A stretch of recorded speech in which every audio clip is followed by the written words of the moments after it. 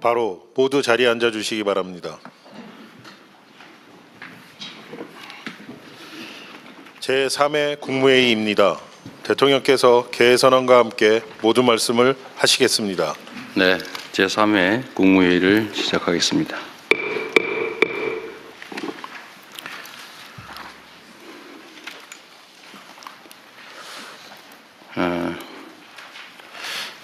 많은 국민들께서 기대하시는 것처럼 경제 상황이 조금씩 개선되고 있습니다. 코스피, 코스닥을 포함해서 자본시장도 또 주식시장도 정상화의 길을 제대로 가고 있는 것 같습니다. 오랜 시간 홀대받던 우리 자본시장이 미래 혁신 산업 성장 그리고 건전한 국민자산 증식을 위한 든든한 토대로 거듭나고 있습니다. 자본시장 정상화를 발목을 잡는 여러 가지 불합리한 제도들도 계속해서 신속하게 개선해 나감으로써 생산적 금융으로의 전환을 한층 가속화해야 되겠습니다. 이 주식시장의 이 흐름이 경제 체질의 구조적 변화로 이어지려면 국민의 삶과 직결된 실물 경제의 안정적인 성장도 뒷받침되어야 되겠습니다. 이는 성장의 기회와 과실이 국민 경제 전반으로 널리 확산되고 특히 중소기업과 벤처, 스타트업 등이 혁신과 도전을 선도하는 새로운 핵심적인 경제 주체로 거듭나야 가능한 일입니다. 정부는 대중소기업 상생성장 기반 강화, 또 벤처 스타트업 창업 활성화, 제도전 친화형 생태계 구축에 정책적인 역량을 집중해 주시기 바랍니다. 거기에 더해서 우리 사회의 가장 심각한 문제라고 할 수 있는 국토 균형 발전도 지속적으로 추진해 나가야 되겠습니다.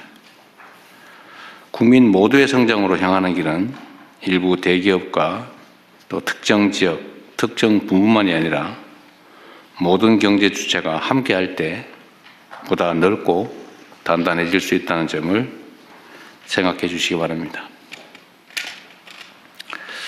요즘 부동산 문제가 논란이 되고 있습니다.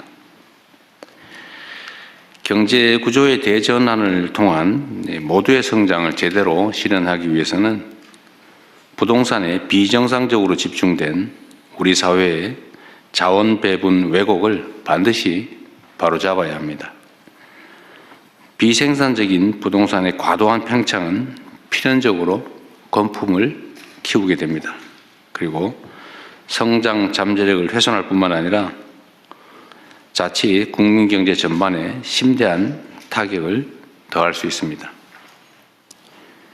이는 나아가 사회 구성원 간의 신뢰마저 손상해서 우리 공동체의 안정까지 뒤흔들게 될 것입니다.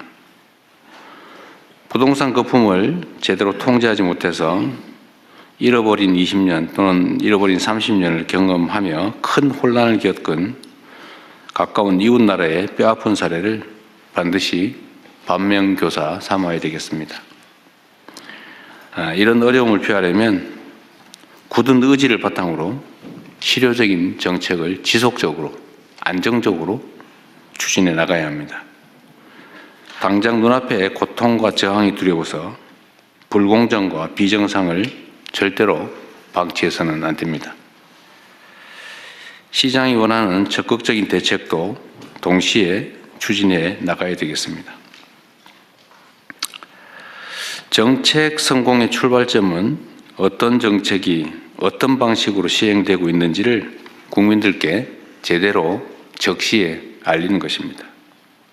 아무리 좋은 정책 사업도 국민이 해당 내용을 잘 모르시고 계시거나 제대로 이해하지 못하면 50점짜리에 불과하다라고 할 수밖에 없습니다. 지난해 부처별 정책 소통 평가를 해봤더니 대상기관 47곳 가운데 노동부, 중기부, 경찰청, 기상청을 포함해서 12곳이 우수기관으로 선정됐습니다. 매우 잘하셨고 수고 많으셨습니다. 또 약간 모자란 부처청은 각별히 분발해 주시길 부탁드립니다. 국정의 성패는 국민의 이해 그리고 참여에 달려 있습니다. 정책의 소통과 홍보에 보다 많은 노력을 기울여 주시기 바랍니다. 그리고 정책에 대한 신뢰 확보가 매우 중요합니다. 정책에 대한 신뢰는 뭐 정책 내용도 매우 안정적이고 좋아야 되겠지만 쉽게 바꿔서는 안 됩니다.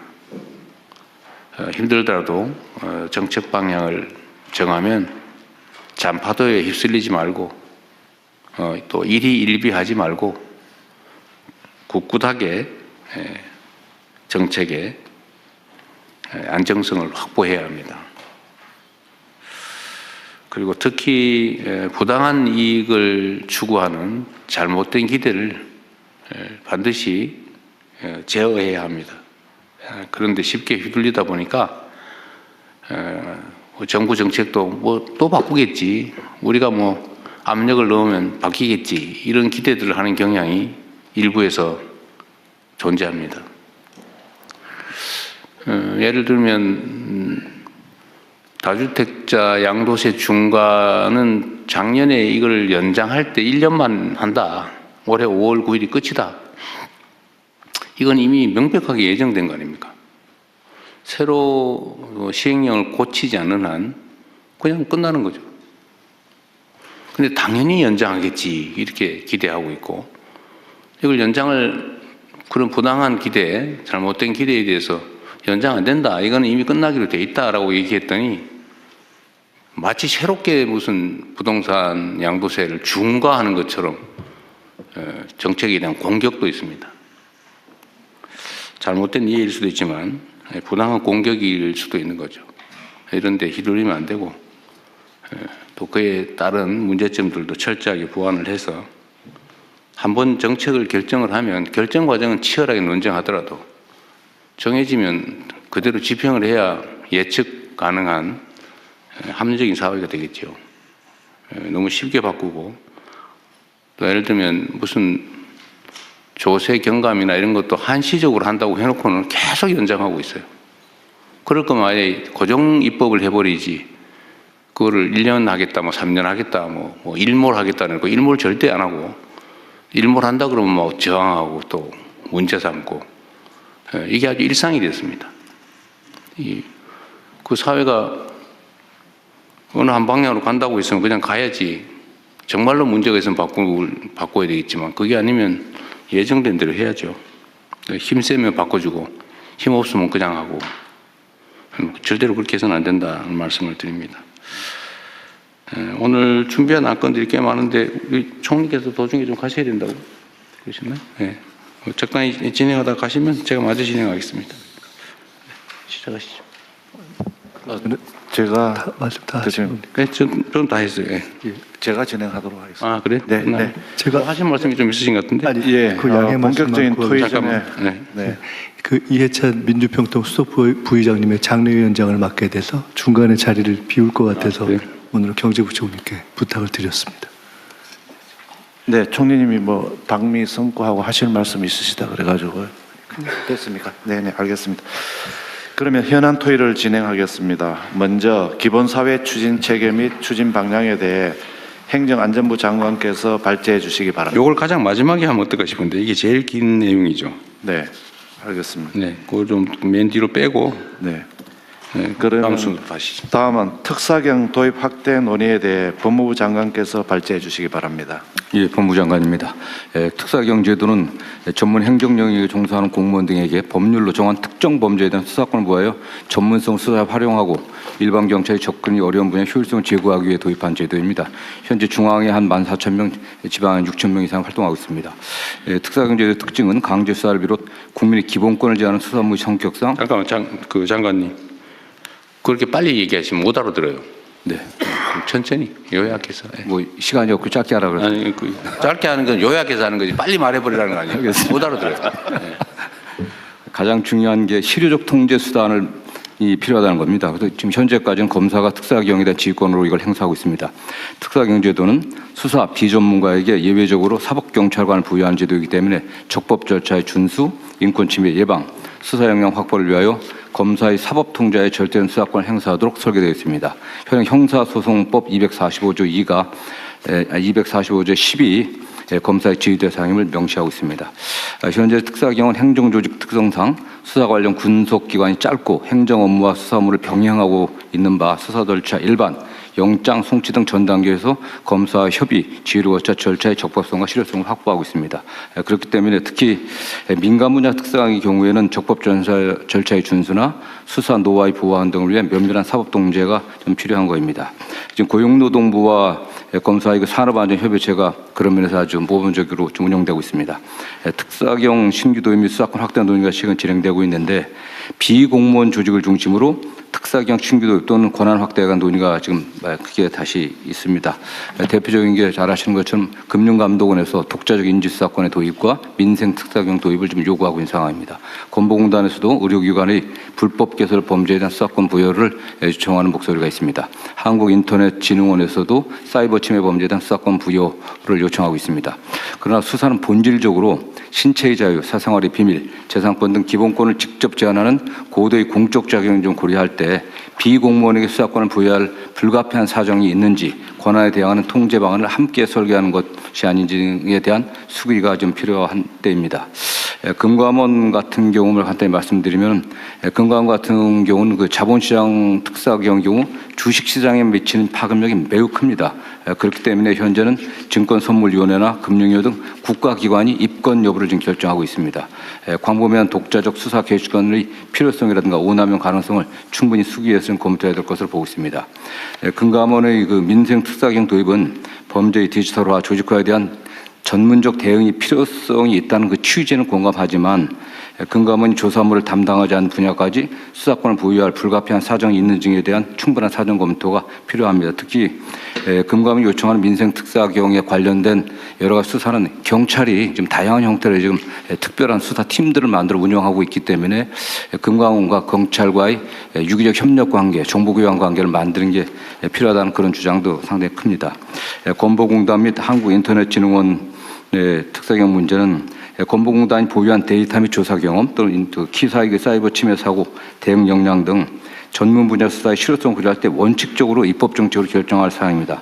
다만 비공무원 조직의 성격을 고려할 때 또 이러한 경험들이 없기 때문에 현행 형사소송법의 틀 안에서 집중교육, 전담직원 지정 등을 통해 수사 역량을 확보하고 수사 개시 전 검사의 사전 협의 절차를 의무화하는 등 국민 기본권 보호를 위한 사법 통제 방안 도입이 함께 논의될 필요성이 있다고 보고 있습니다. 네. 마치겠습니다. 또 진행 제가 할게요.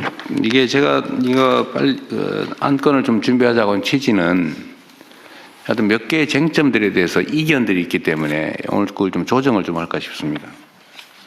어쨌든 특별사법경찰관은 기본적으로는 이제 공무원들, 수사 공무원이 아닌 경찰 검사가 아닌 일반 행정 공무원들에게 이제 당의 직무, 본인들이 취급하는 사무에 대해서 필요한 수사를 할 수 있게 예외적으로 허용을 하고 있는 거죠. 그런데 이게 지금 특정한 경우에는 민간기구, 공무원이 아닌 민간인에게 특별사법경찰 업무를 허용할 거냐.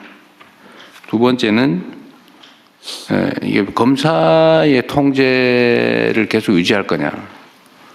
뭐 어떤 경우는 인지 수사를 또 제한을 해가지고 또 인지를 못하게 하는 경우도 있고 또 수사 범위에 대해서 또 이견이 또 있는 것 같아요. 예를 들면 뭐 저 어디지? 지적재산권 담당하는 지식재산처 거기는 뭐 예를 들면 기술 유출 분야에 대한 수사를 못하게 돼 있나 봐요. 기술 유출 수사를 할 수 있습니다. 근데 뭘 추가로 해달라고 한 거예요? 이제 영업비밀 수사를 하다 보면 저희가 부정경쟁 방지법에 의해서 영업비밀 수사를 하고 있는데요. 하다 보면 그 국외 유출로 되면 산업기술보호법에 적용을 받습니다. 근데 현재는 저희가 부정경쟁 방지법만 국한이 되기 때문에 그 경우에는 이제 추가적인 수사가 필요한 상황입니다. 그래서 산업기술보호법 위반에 대한 수사권도 예, 예. 연관된 부분이니까 허용을 좀 하는 게 연관 좋겠다. 하다 보면 불가피하게 그러니까. 연관되는데 예. 그 산업기술보호법 그건 산업부 소관입니다. 산업부 소관이니까. 네. 그러다 보니까 이제 부처 간에 약간 산업부 그러면 어디 산업부는 어디 있어요? 예, 산업부는 그러면 산업기술보호법 위반 부분에 대한 특사경이 있어요? 없습니다. 없어요. 그럼 결국 못 하는 거네.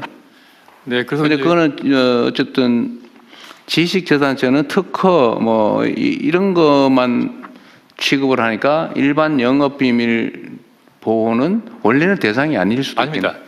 그런데 지금은 영업비밀 보호 지식재산처가 침해도 지금 조사 대상 권한으로 돼 있다 이거예요?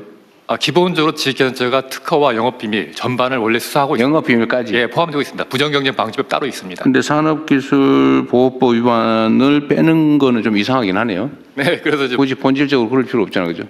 본질적으로 연결돼 있는데 네, 어쨌든 그런 문제를 좀 논의를 하자는 겁니다. 그럼 하나씩 해볼게요. 그러니까 다른 부처들도 특사경이 필요하다고 판단되는 부분이 있으면 얘기를 좀 해보기로 해요, 오늘.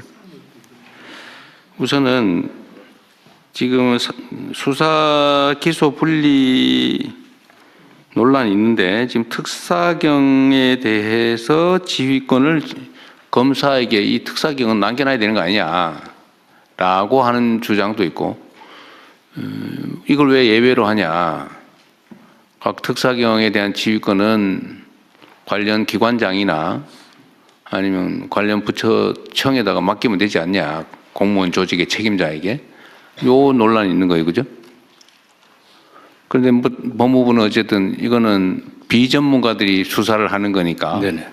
검찰의 통제를 받아야 된다고 하는데 저는 좀 생각이 죄송하긴 한데 수사 경찰관이 경찰도 어차피 비전문 그런 식의 시각에 하면 비전문가에게 마찬가지인데 예를 들면 일반 모든 형사법 위반에 대해서 수사를 하는 경찰이 수사를 맡은 경찰일 뿐이지 그 수사 전문가라고 할 수는 없잖아, 그죠? 네네. 뭐 교통경찰 하다가 수사도 하고 막 그러니까.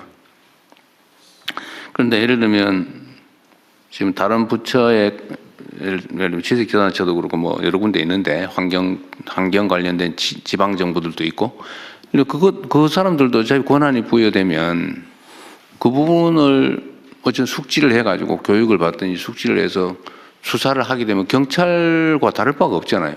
근데 왜 구조적으로 그건 검사의 지휘를 받아야 되는 거죠? 그러니까 그 행정기관의 행정작용하고 수사는 사법작용입니다. 수사라고 하는 사법작용은 궁극적으로 목적이 기소해서 처벌하는 겁니다. 그런 행정청의 행정작용, 조사작용, 조사는 좀 내용이 그 목적이 다르기 때문에 최종적으로 기소를 목적으로 하려고 하면 조사 단계에서부터 수사를 한다고 하면은 증거를 적법하게 수집해갖고 그 적법한 증거 능력을 갖춘 증거를 갖고 기소를 해야 되지 않겠습니까? 그렇기 때문에 최초 단계부터 법률 전문가의 어떤 지휘를 받지 않게 되면 또는 조언을 받지 않게 되면은 증거 수집 단계부터 문제가 되고요. 또 법률 구성에서 굉장히 어려운 점들이 많습니다. 대개 뭐 자본시장 범죄라든가 또는 뭐 중대재해처벌법 같은 경우로 법률적 구성이 굉장히 어려운 것들이 많기 때문에 그거는 뭐 해당 그 사경에서도 요청하고 있는 게 현실입니다. 그러니까 일반 사법경찰하고 검사의 관계에서도 똑같은 문제가 발생하는데 검사라고 해서 뭐 자본시장 전문가는 아닌 거고 네네. 그걸 전문적으로 연구를 하면 이제 전문가가 되는 건데 그 사법경찰을 하고 검사 관계하고 예를 들면 지식재산처의 영업비밀이나 특허 뭐 이런 거를 조사하는 특별사법경찰하고 검사하고 관계가 왜 다르죠?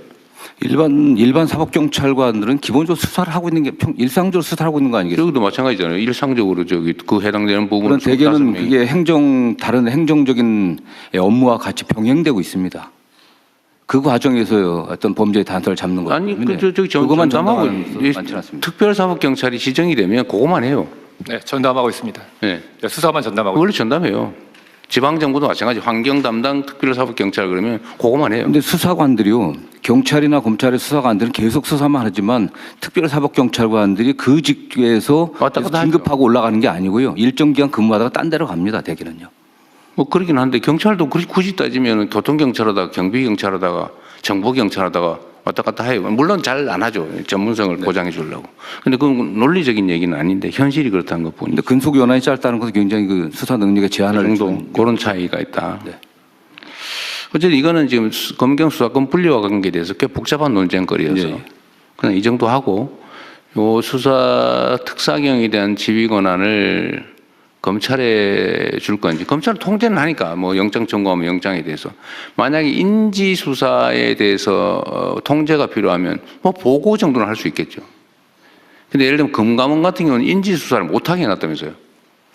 그건 더 문제죠. 금감원은 금융위 네, 의원입니다. 금융위에서 이 상황을 파악했는지 모르겠는데 뭐 금감원하고 관계가 조금 뭐 미묘하긴 합니다만 네. 어쨌든 거기 감독기관 네, 맞습니다. 감독기관인가 상위기관인가 네, 지도 감독 상위기관입니다. 감독기관인 거죠? 네, 네, 맞습니다. 네. 그런데 지금 금감원의 고유 사무에 관해서 형사처벌법 조항 위반이면 수사를 하죠. 지정된 특별사법경찰관이 있죠. 네, 있습니다. 있는데 네. 인지를 못하게 해놨다고 그러더라고요. 네. 그런데 그럼 인지를 못하게 하면은 어떻게 합니까? 그럼 검찰에 보고해가지고 검찰이 인지해라 그러면 하는 거예요? 아니면 검찰이 지금, 인지하면 예, 지금도 인지를 하면 조사가 들어갑니다. 그래서 그 조사를 한 뭐 후에 어디 인지를 못하게 돼 있다던데 승인을 받아라 그랬던가? 네, 이거 약간 다른 차원. 인진을 해서 조사를 하는데 그걸 이제 증선위에 올려서 거기서 검찰로 보내면 그 검찰에서 다시 지휘를 받아서 내려오는 그 인지의 승인을 받아야 된다고? 네네 그런 절차 흐름이고요. 아예 그것 말고 그냥 인지를 해갖고 조사해서 바로 수사로 갈 수 있게 거치지 근데 않고 왜 인지를 못하게 했어요? 그거는 이제 아까 말씀하신 대로 금감원은 이제 민간인 조직이니까 15년 8월에 이 제도가 도입되면서 국회에서 논의를 하면서 여러 가지 우려가 있었습니다. 이 특사경이라는 제도를 이제 처음으로 민간한테 주는데 그럴 때 이제 공권력의 남용이라든지 국민 법감정 이런 걸 생각해서 이걸 어떻게 설계해야 될 거냐 그러면서 조금 그런 측면에서 요 인지수사권 자체로 하는 거 그거는 살짝 조정을 해놓은 그런 상황입니다. 이게 지금 특별사법경찰 도입 취지는 검사나 경찰이 이 수사를 다 감당도 못할 뿐만 아니라 그 해당 분야는 특수한 전문성이 있는 분야라서 그 업무를 담당하는 공직자 또는 어쨌든 민간 기구에게 조사나 행정을 하는 과정에서 필요하면 그 법 절차를 지키게 하기 위해서 신속하게 전문적으로 하기 위한 제도잖아, 그죠? 예, 그렇습니다. 네. 그런데 그걸 왜 예를 들면 우리 사회에 우리가 형벌 조항을 최대한 이제 없애는 작업을 곧 할 거잖아요. 그 부당한 형벌 조항을 최대한 없애고 정말로 형사처벌을 가해야 될 주요한 조항들을 위반한 범죄 행위가 있다면 범법 행위가 있다면 그거는 공무원뿐만 아니라 일반 시민들도 사실은 현행범 체포할 수 있는 거죠, 이론적으로. 그죠? 예, 현행범 체포할 수 있습니다. 현행범이면 일하면. 네. 근데 그 업무를 담당하고 있는 행정기관 공무원 또는 그 승인받은 금감원 같은 전문적 단체, 공무를 위임받은 단체니까 사실은 준 공무기관이죠. 그런 데서 법이 위반된 거를 조사를 해서 불법을 교정하는 거를 굳이 검사만이 승인할 수 있다. 그거 이상하지 않습니까? 뭐 잘못된 거는 고쳐야 되는 거 아니에요? 뭐 지금은 어쨌든 민간인이기 때문에 공무원이 아니기 때문에 민간에게 그 수사권이라 그런 것은 궁극적으로 강제 수사를 동반할 수밖에 없고 네. 그다음에 금감원 같은 경우는 영장 없이 또 수사할 수 있습니다. 계좌 추적도 할 수 있기 때문에 그런 많은 권한이 있는데 그 수사권을 좀 신중하게 행사해야 되고 특히 금감원이만 수사를 시작한다고 했을 때 그 외부에 알려지게 됐을 때 일반 자본시장에 끼치는 영향이 매우 큽니다. 그렇기 때문에 좀 더 신중하게 하는 그런 취지들이 있습니다. 금감원이 그 권한을 남용하거나 아니면 웬만하면 덮어서 넘어갈 일을 마구 들쑤셔가지고 범법 행위를 찾아낸다. 그럴 거면 불안해질 수 있다. 그런 비슷한 취지 같은데. 그렇기 때문에 증권선물위원회 의결과 그 선물위원장의 아니 법을 뭐 누구든 다 지켜야지 그거를 적당히 덮어놨다가 지금도 그 패스트트랙 제도가 있습니다. 아무나라도 불법은 교정해야 되는 거 아닌가요? 근데 민간이 나서 갖고서 직접적인 어쨌든 그 통제는 수는 없는 적절히 하겠죠. 예를 들면 뭐 그 강제 수사는 당연히 검사만 할 수 있고 승인해야 되니까 검사가 영장 청구를 해줘야 되니까 뭐 신청한다고 되는 건 아니잖아요, 그죠? 강제 수사의 강제력 행사에 대해서는 어차피 이제 통제 시스템이 계속 유지될 거고. 그래서 건강보험공단 어디 계세요? 건강보험공단은 네, 복지부 소관이죠. 지금 건강보험공단도 이게 사무장 병원이니 이거 저 보험 사기치고 예를 들면 뭐 부당하게 뭐 범법 행위에 범죄에 해당되는 저기 부당 행위를 하는 경우들에 대해서 수사를 해서 교정을 하려니까 일단 인력도 없고 경찰에 맡기면 잘 대주지도 않고 바쁘다 그러고. 현재 수사 대상이 불법으로 개설한 사무장 병원, 면허 대여 약국이 대상이고요. 아, 두 가지만. 예, 불법 개설에 대해서만 뭐 사기나 이런 건 안 하고. 예를 청구에 들면 대한 건 별도로 행정조사로. 치료도 안 해놓고 치료한 척하고 이런 거는 못 하고. 그거는 행정조사로 청구 부당 청구에 대한 건 별도의 트랙으로 관리하고 그건 있고. 수사는 안 하고. 네네, 그건 수사의 범위는 아닙니다. 그건 일종의 사기 행위니까 네, 그죠. 불법 개설 기관에 대한 수사로 되어 두 있습니다. 가지만. 네.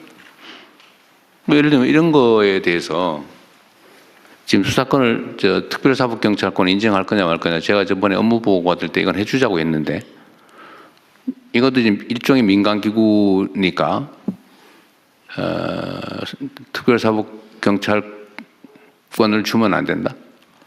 뭐 법무부에서 반대하고 있지는 않습니다. 그러세요? 뭐 정책적인 결정 문제이기 때문에요. 다만 이제 수사 역량이라든가 특히 증거 수집의 방법들을 지금 아신 바와 뭐 됐다고 교육 열심히 그런 시키면 것만 되지 않을까요? 집중적으로 교육 보완된다고 하면은 충분히 필요하다고 보고 있습니다. 교육은 당연히 시켜야 되고 그러면 건보공단에 특별사법경찰을 지정하는 건 별 문제가 없어 보이고 그러면 네, 현재는 그 두 가지에 한정한다고 하니까 네, 두 가지의 한정. 저는 그 보험료를 서류 조작해가지고 가짜로 청구하고 이런 물론 사기 행위에 해당되는데 그죠? 네네. 그 처벌 조항이 별도로 없으니까 네. 사실 그런 것도 건보공단에 조사권이 있어야 될 것 같은데 부당 청구에 대해서는 당연히 건보공단이 행정조사를 하고 행정조사로 적정한 수사는 처분을 못 하잖아요. 하고 있고요. 현재 강제로 조사를 못 한다 그 말이에요. 네. 일정한 정해진 거 외에는. 어쨌든 그건 좀 나중에 하더라도 일단 급한 게 그 두 가지 정도다. 네, 그렇습니다. 그 불법 개설 기관들이 굉장히 부당 청구를 많이 해서 국민들 건강에도 악영향을 그렇죠. 미치고 또 부당 청구한 부분들도 보험 재정을 갉아먹잖아요. 징수를 해야 되기 때문에요. 예, 그런 면에서는 필요하다. 그럼 건보공단에 인정해 주는 거는 그러면 저번에 지시한 내용도 있고 하니까 하고 인터넷 진흥은 이거 지금 인터넷 진흥은 소관이 어디예요? 네, 곽기정 동무입니다. 아 그래요? 거기는 한번 얘기를 해보십시오. 이게 뭐지? 그러니까 그 실제 그 사이버 침해가 발생되면은 이제 사고 발생 기업이 저희가 이제 인터넷진흥원에서 이제 조사를 하는데 사고 발생 기업이 조사를 거부하면은 추가 조사가 불가능합니다. 근데 사이버 범죄 특성상 현장에서 증거를 좀 빠르게 신속하게 확보하는 것이 중요합니다. 그런 부분에 있어서 저희가 그 특사경 통해서 네. 이런 어떤 그 데이터 같은 것들을 좀 저희가 좀 요청했을 때 즉각 대응할 수 있도록 하는. 자, 어쨌든 공무원 정식 공무원이 아닌 어떤 기구의 특별사법경찰관 인정하는 문제 논쟁은 세 군데네요. 금감원, 네, 그렇습니다. 그다음에 기사, 그다음에 건강보험공단. 건보공단. 어쨌든 이 세 군데는 필요하다는 건 뭐 인정을 네, 되게 필요성이 인정되고 있습니다. 하기로 하고 그러면 권한에 관한 논의를 한번 해보죠. 권한을 어느 정도까지 할 거냐. 어떤 법률 위반에 대한 조사를 할지는 특사경법에다가 다 법으로 정하죠. 네, 그렇습니다. 정해있으니 그건 뭐 법대로 하면 될 테고 인지수사권을 통제하느냐.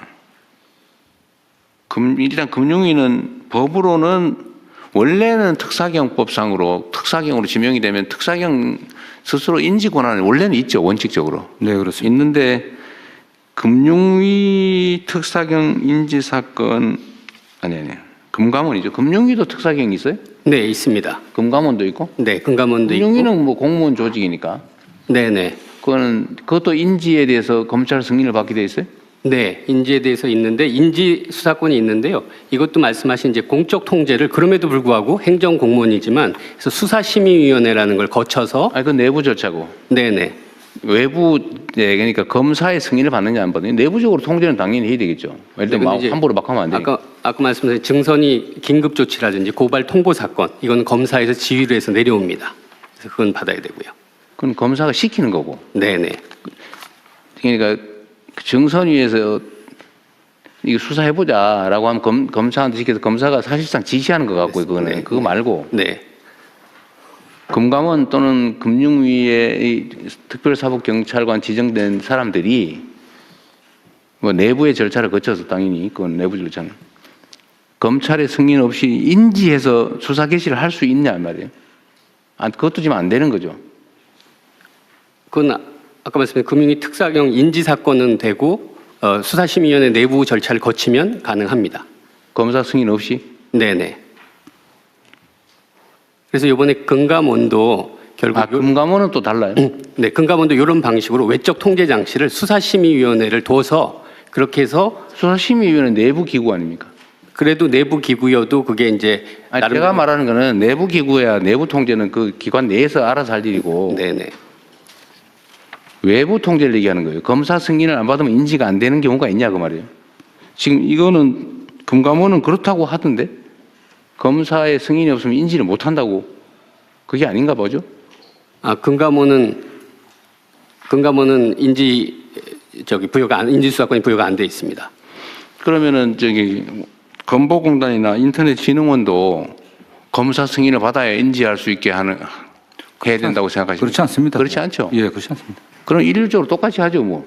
어차피 필요해서 하고 그러면 금감원에 대해서만 인지를 검사의 승인을 받도록 제한하는 것은 부당한 것 같으니까 그건 고치면 되겠네요. 근데 지금 금감원이랑 그렇게 협의를 해서 저희 금융위가 하는 것처럼 수사심의위원회 그걸 둬서 그렇게 하려고 의견을 모으고 있습니다. 자, 그러면 그 검사의 승인을 받는다. 이거 인지 어쨌든 특별사법경찰관도 사법경찰관인 건 똑같은데 특수한 경우에는 인지에 대해서만 검사의 승인을 받으라. 이거 아닌 것 같아요. 그러면 이거는 사전 보고하는 겁니다. 법률적으로 한 거다. 지휘를 받는 금감이 금융위에서 내부적으로 만든 규정 같아요, 그죠? 법률에 있는 건 아닌 것 같죠? 훈련. 네. 그럼 이건 고치도록 하시고요. 그럼 뭐 똑같이 권한을 주면 되고.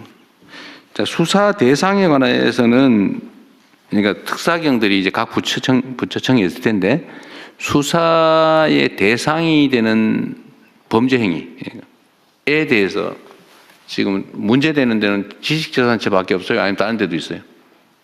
예, 대통령님 식약처장 왼쪽. 네, 한 군데 제가 저희도 있습니다. 뭐예요? 식약처 같은 경우에는 민간에서 지금 요즘 문제가 되는 불법 그 의료용 마약류 유통 사용 관련해서 식약처가 수사를 하고 싶은데 그 부분에 대한 수사권이 없습니다. 지금. 마약 수사를? 네, 예, 의료용 마약류 지금 민간에서 불법으로 유통하고 사용하는 그런 부분이 있는데. 그게 예를 들면 그런 거죠.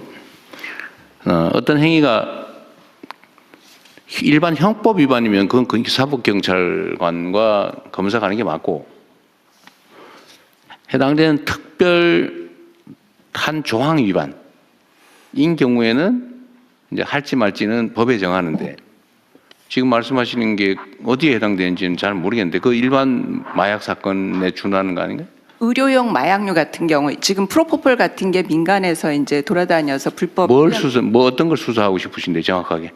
그러니까 이런 뭐 프로포폴 같은 게 불법으로 유통돼서 이렇게 사용될 때 이런 부분이 어떤 경로로 이렇게 민간에 나오고 수사되는지 그런 것들에 대한 수사권을 좀 가졌으면.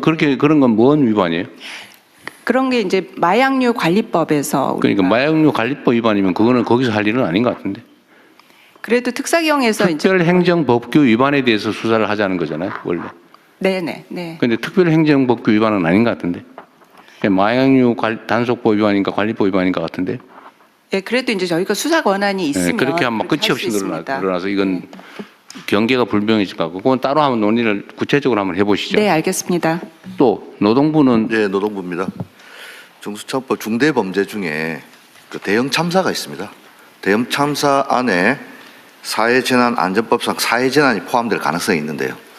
우리 지금 그거는 노동부 근로감독관은 노동관계 법률 위반에 대한 수사권을 갖는 거잖아요. 네네. 근데 중대재해법 위반은 그게 노동관계 법률을 위반하면 조사를 하는데 네. 그냥 일반적인 처벌 조항 위반이다.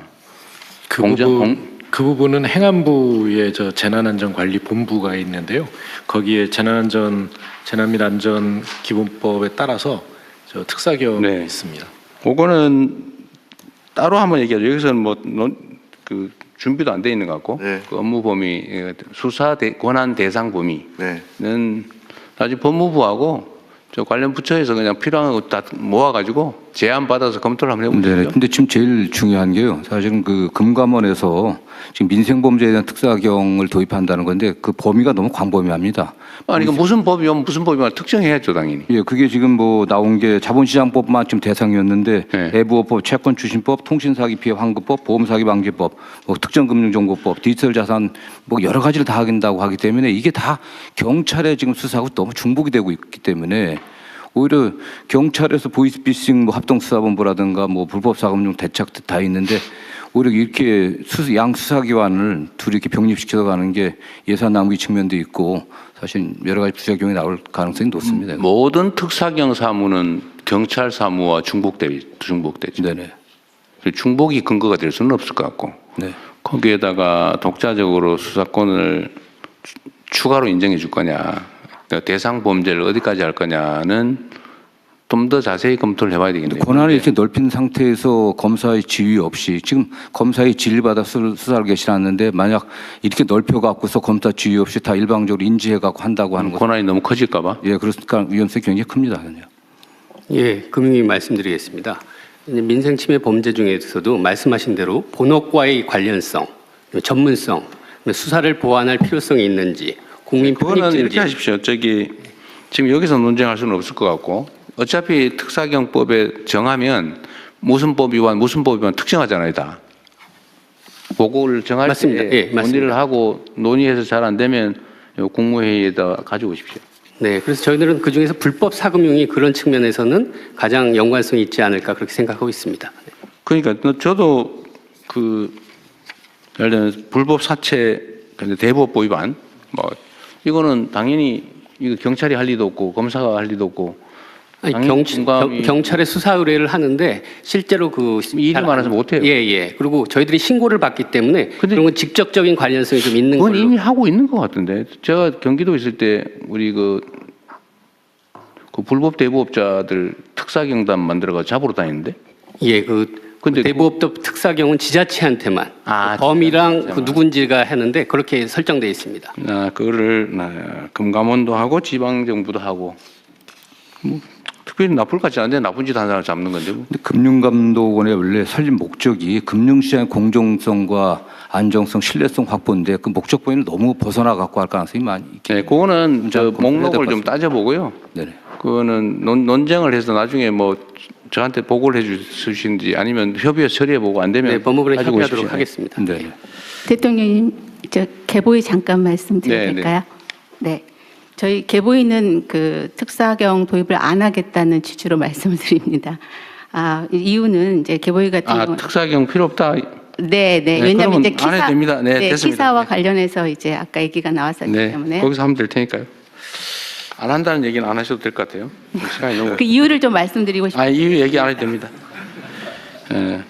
자, 다음 더 추가로 할 게 있으면 하시고요. 그 다음에 이런 논쟁과 관련해서 제가 국무회의에 부탁을 좀 드리면. 좀 각 부처끼리 미리 좀 논쟁되는 것들은 좀 터놓고 정리를 좀 하세요.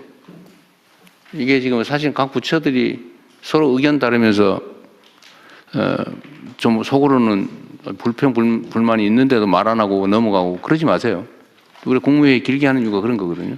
자유롭게 우리가 하고 싶은데 딴 부처가 반대하니까 안 된다. 그럼 이렇게 하자라고 얘기를 하세요. 그럼 넘어가지 말고. 대통령님 하십시오. 네. 네, 문체부에서 저작권법 관련된 범죄에 대해서 특사경 운영하고 있는데요. 네. 요 조금 지금까지 나온 얘기랑 좀 다른 케이스인 것 같아서요. 저희는 문체부 직원 28명이 이제 특사경이 돼서 이제 수사를 하고 있는데 일반 공무원이다 보니까 두 가지 문제가 있습니다. 하나는 저작권 침해 사례가 K 콘텐츠 때문에 엄청나게 늘어나고 있는데 그렇겠죠. 네. 이 인원 늘리는 게 쉽지가 않습니다. 일반 공무원이다 보니까. 네. 또 하나는 일반 공무원이니까 순환보직입니다. 그래서 있는 기간이 보통 한 3년 정도 있도록 돼 있는데요. 사실은 교육시키고 뭐 그거는 각 부처에서 인사 운영 지침을 만들든지 해가지고 그 사람들은 계속 전문성을 가지고 그 일을 하게 만들어야죠. 전문성을 갖도록 하는 규정도 있는데 그건 4년 동안 이렇게 돼 있고 이게 공무원 인사 관련된 법 규정에 따라서 이제 운영이 되고 있습니다. 그래서 이 부분도 좀 보완이 필요한 것 같습니다. 네, 필요하면 그게 실제로 이제 아까 그 법무장관 말씀하신 것처럼 뭐 해서 일할 만하면 딴 데 가버리고. 네, 지금 그런 상태. 이렇게 하면 안 되고 차라리 좀 규모가 있는 데는 그 직렬을 만들든지 아니면 인사를 할 때 그것만 할 사람, 오래 할 사람들 뽑든지 해가지고 거기서 막 돌리지 말아야죠. 거기서도 승진할 수 있게 해주고. 네네. 네. 그거는 각 인사 운영 방식에 관한 거니까 인사 혁신처에서도 좀 협조를 좀 해주시든지 하고 각 부처청에서도 그걸 독자적인 조직으로 좀 하세요. 그래야 전문성이 생기지. 네. 그러다 필요한 인력이 숫자가 있으면 이거 자꾸만 우리 사회는 불법이 너무 많아요. 그리고 이 규칙 어기고 돈 벌고 이익 보고 이게 너무 횡행해가지고 그 착한 사람 손해보는 사회인데 이렇게 되면 안 되거든요. 그래서 저는 우리가 법률을 정했으면 그 어기는 것은 좀 비용이 들고 시간이 들고 인력이 좀 추가 필요하더라도 전 대대적으로 단속해야 된다고 생각합니다. 그러니까 그 지금 특사경 숫자를 많이 늘리고 있잖아요. 금감원도 늘리고 뭐 지식자들은 그것도 좀 필요하면 다른 인력들을 좀 추가하든지 영 안 되면 인력을 좀 늘리죠 뭐. 네, 알겠습니다. 행안부 인사혁신처랑 협의하겠습니다. 네, 그리고 그거를 필요하면요 영구적으로 늘린 것도 문제거든요. 예를 들어 한시적으로 진짜 한 5년만 하든지 그럼 그때가 재평가하고 좀 우리 사회 법률 어기면 반드시 걸려서 응징을 당하는구나. 또 법률을 어겨가지고 돈 벌기는 어렵구나. 라는 게 좀 정착이 되면 그게 확 줄어들고 인력도 많이 줄어들 거거든요. 그러니까 그걸 영구적으로 늘리지 말고 한시적으로 늘리는 것도 검토를 좀 해보고. 어쨌든 법률을 지켜서 손해보고 규칙을 지켜서 손해보고 규칙 안 지켜서 이익보고 이거 반드시 건절해야 됩니다. 각 부처에서도 좀 신경 좀 써주세요. 네, 다음 진행하시죠. 예, 다음은 세금 체납 및 국세외 수입 관리 방안에 대해 국세청장, 행안부 장관 순서대로 발제해 주시기 바랍니다. 이것도 시간이 너무 많이 걸릴 것 같으니까요. 그냥 핵심 쟁점만 정리를 해가지고 정리를 좀 합시다. 이게 일단은 전에 이게 체납관리단 일단 국세 분야에 대해서는 체납관리단을 좀 만들어서 이게 뭐 얼마 물려 있더라도 230조라 그랬어요? 국세청장 오셨어요?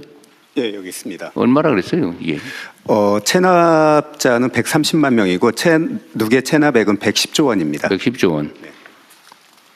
어쨌든 이거를 그냥 사실상 방치하거나 특정한 데 몇 군데만 찍어서 관리하고 나머지는 다 사실상 방치해 왔잖아요. 그렇습니다. 주로 현장을 가지 않고 그 사무실에서 서류로 그냥 독촉장 한번 보내고 그냥 예. 통상자 관리하고 장부만 계속 쌓여가는 거 아닙니까? 네, 그래서 어쨌든 이거를 정리를 반드시 해야 되는데 예. 이유는 어쨌든 일자리도 만드는 게 효과가 있고 조세 정의도 실현하고 네. 그리고 개별적으로 다 추적을 해보면 이거 아주 체납하는 사람이 계속 체납하거든요, 반복적으로. 예, 고액 상습 체납자가 네, 상습적으로. 왜냐하면 추적을 안 하니까. 예. 이런 사람들이 덕보게 하면 안 된다. 예. 그냥 반드시 전수조사를 해가지고 예. 세금 때문에 먹고 못 산다. 예. 그다음에 능력이 없으면 바로 좀 정리해주고. 예. 예?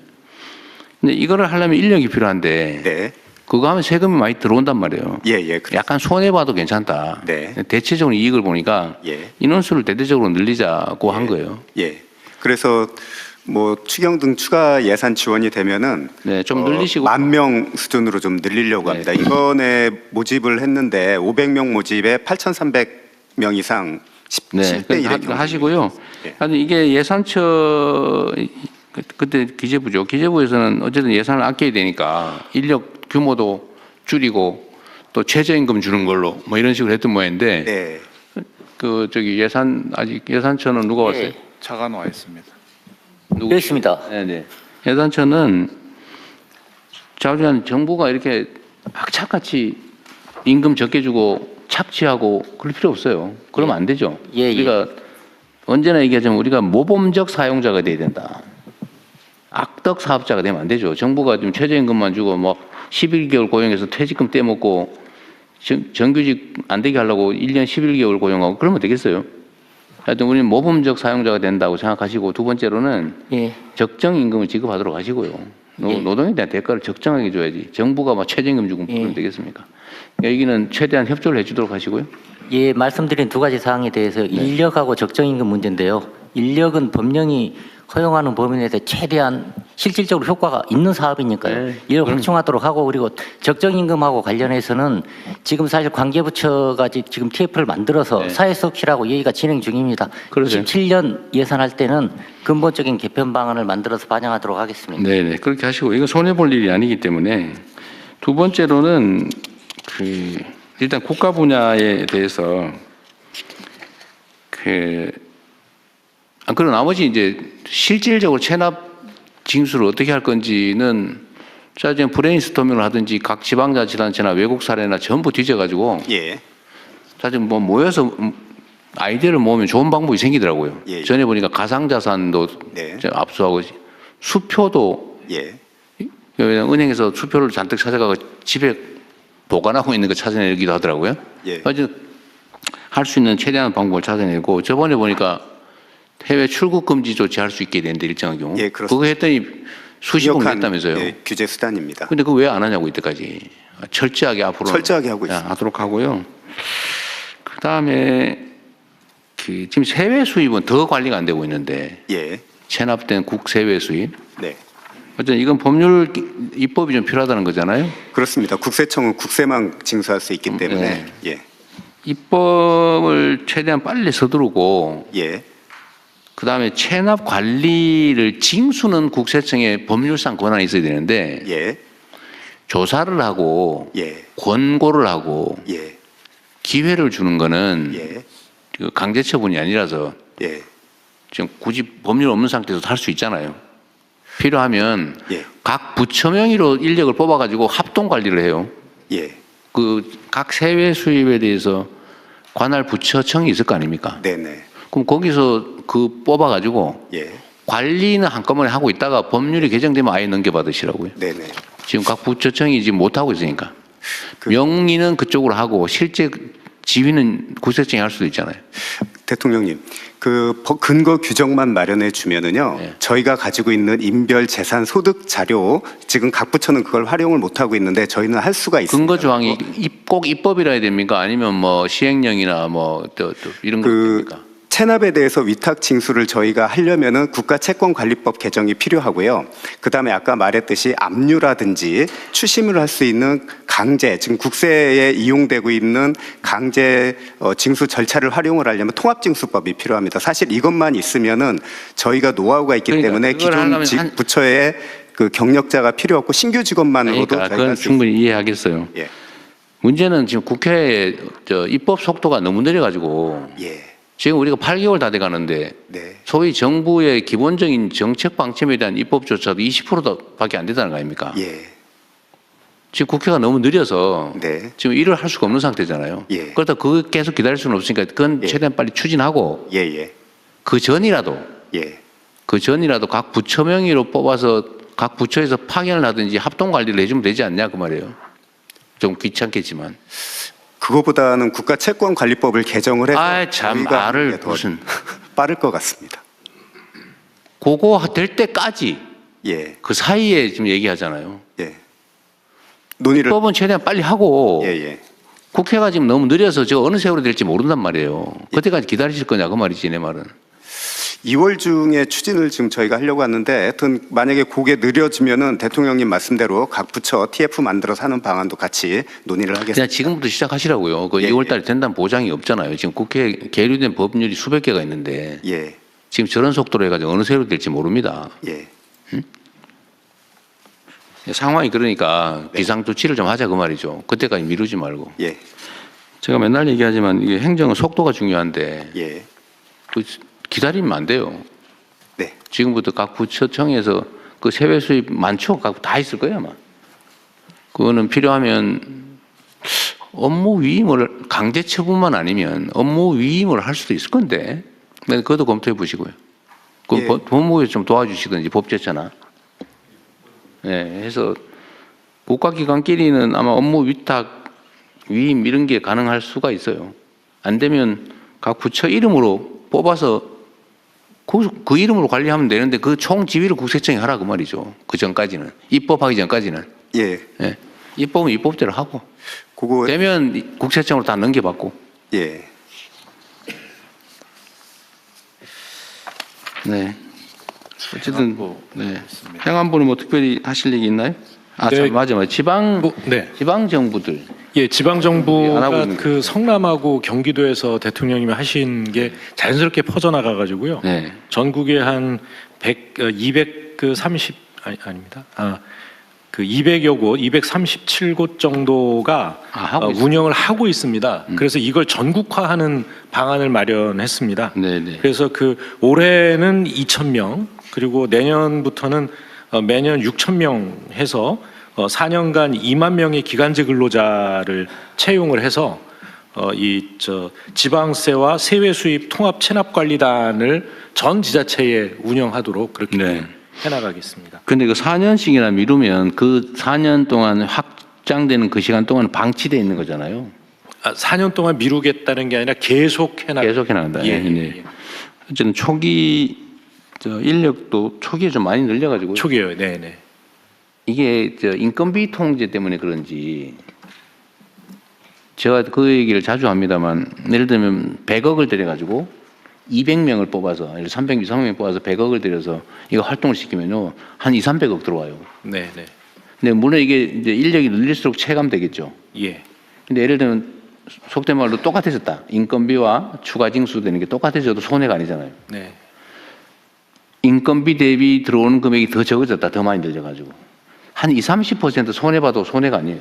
그렇죠. 일자리가 만들어지니까요. 네. 그래서 과감하게 하라고 지침을 좀 주세요. 지방 정부들이 왜 이렇게 인건비 많이 썼어 그럴까봐 무서워서 못 해요. 예, 그런 거는 이제 총액 인건비에서 좀 예외를 해주고, 예외로 해주고 적극적으로 하라고. 적극적으로 하라고. 그다음에 성과 경쟁도 좀 시키시고요. 예. 그건 좀 그럼 일자리도 사실 많이 생긴다고요. 예, 그렇습니다. 예. 어쨌든 이건 좀 강력하게 좀 해주시기 바랍니다. 예, 알겠습니다. 네, 다음은 부처 보고가 있겠습니다. 먼저 2026년 설 민생 안정 대책에 대해서 제가 보고를 드리겠습니다. 최근 민생 여건입니다. 금년도 소비자 물가는 대체적으로 2.1% 안정적으로 예상이 됩니다만 생활 물가에 어려움이 예상이 되고 있습니다. 그래서 적극 대응하도록 하겠습니다. 특히 생활 물가 중에서 먹거리 가격이 높아서 부담이 되기 때문에 이 부분은 중점 관리하도록 하겠습니다.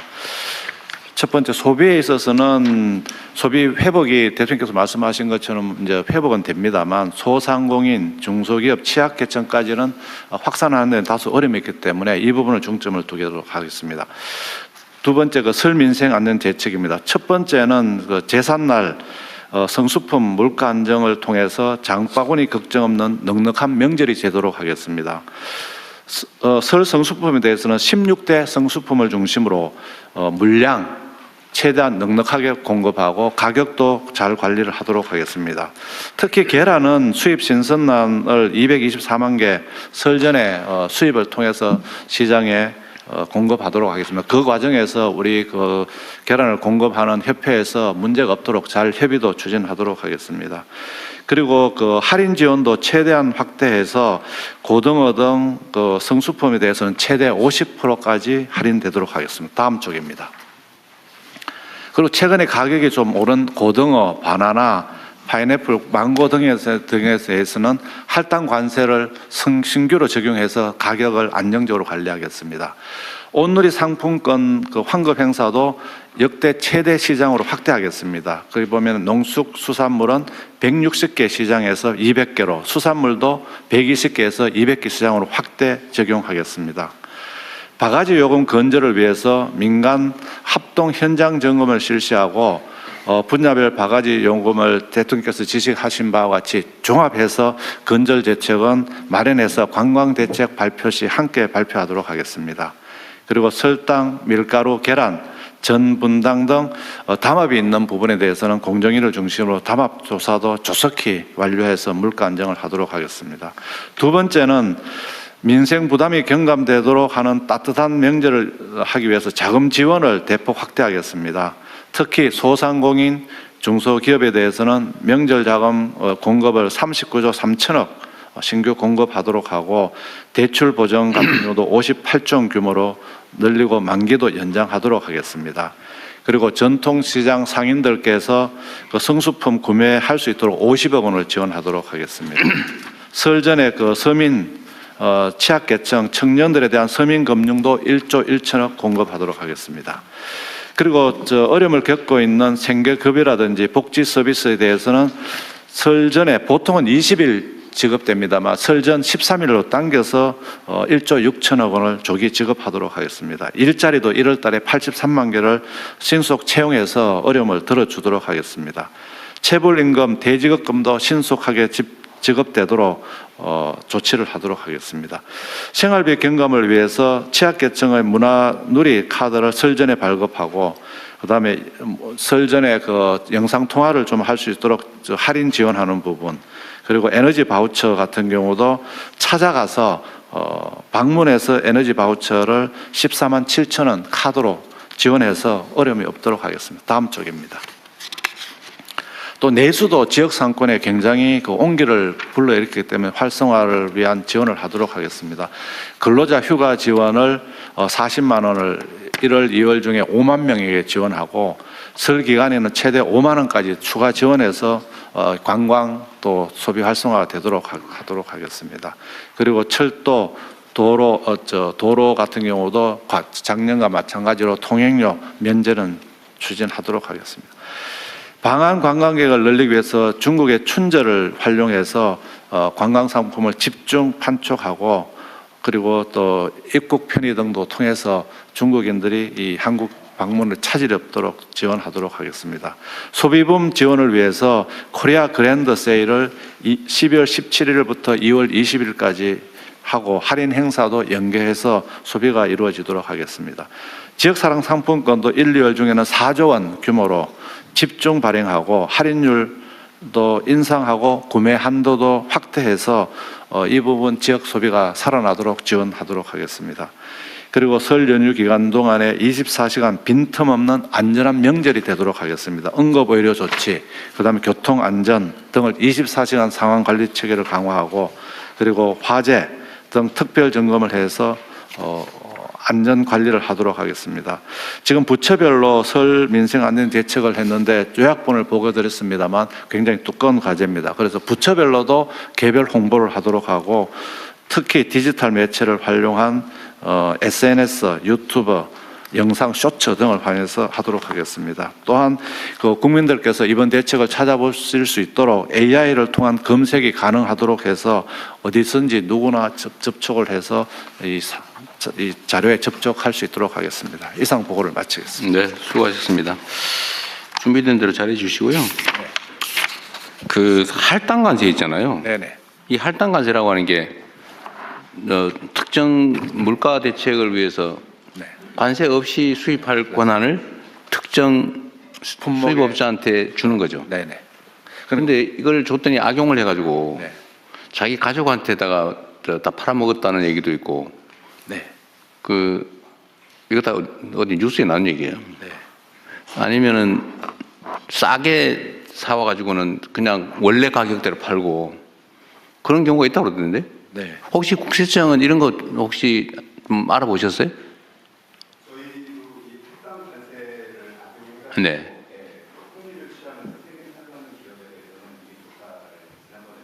네. 하고 이제 했던 조사해본 결과는 좀 어때요? 네. 좀 실제 결과는 좀 어땠어요?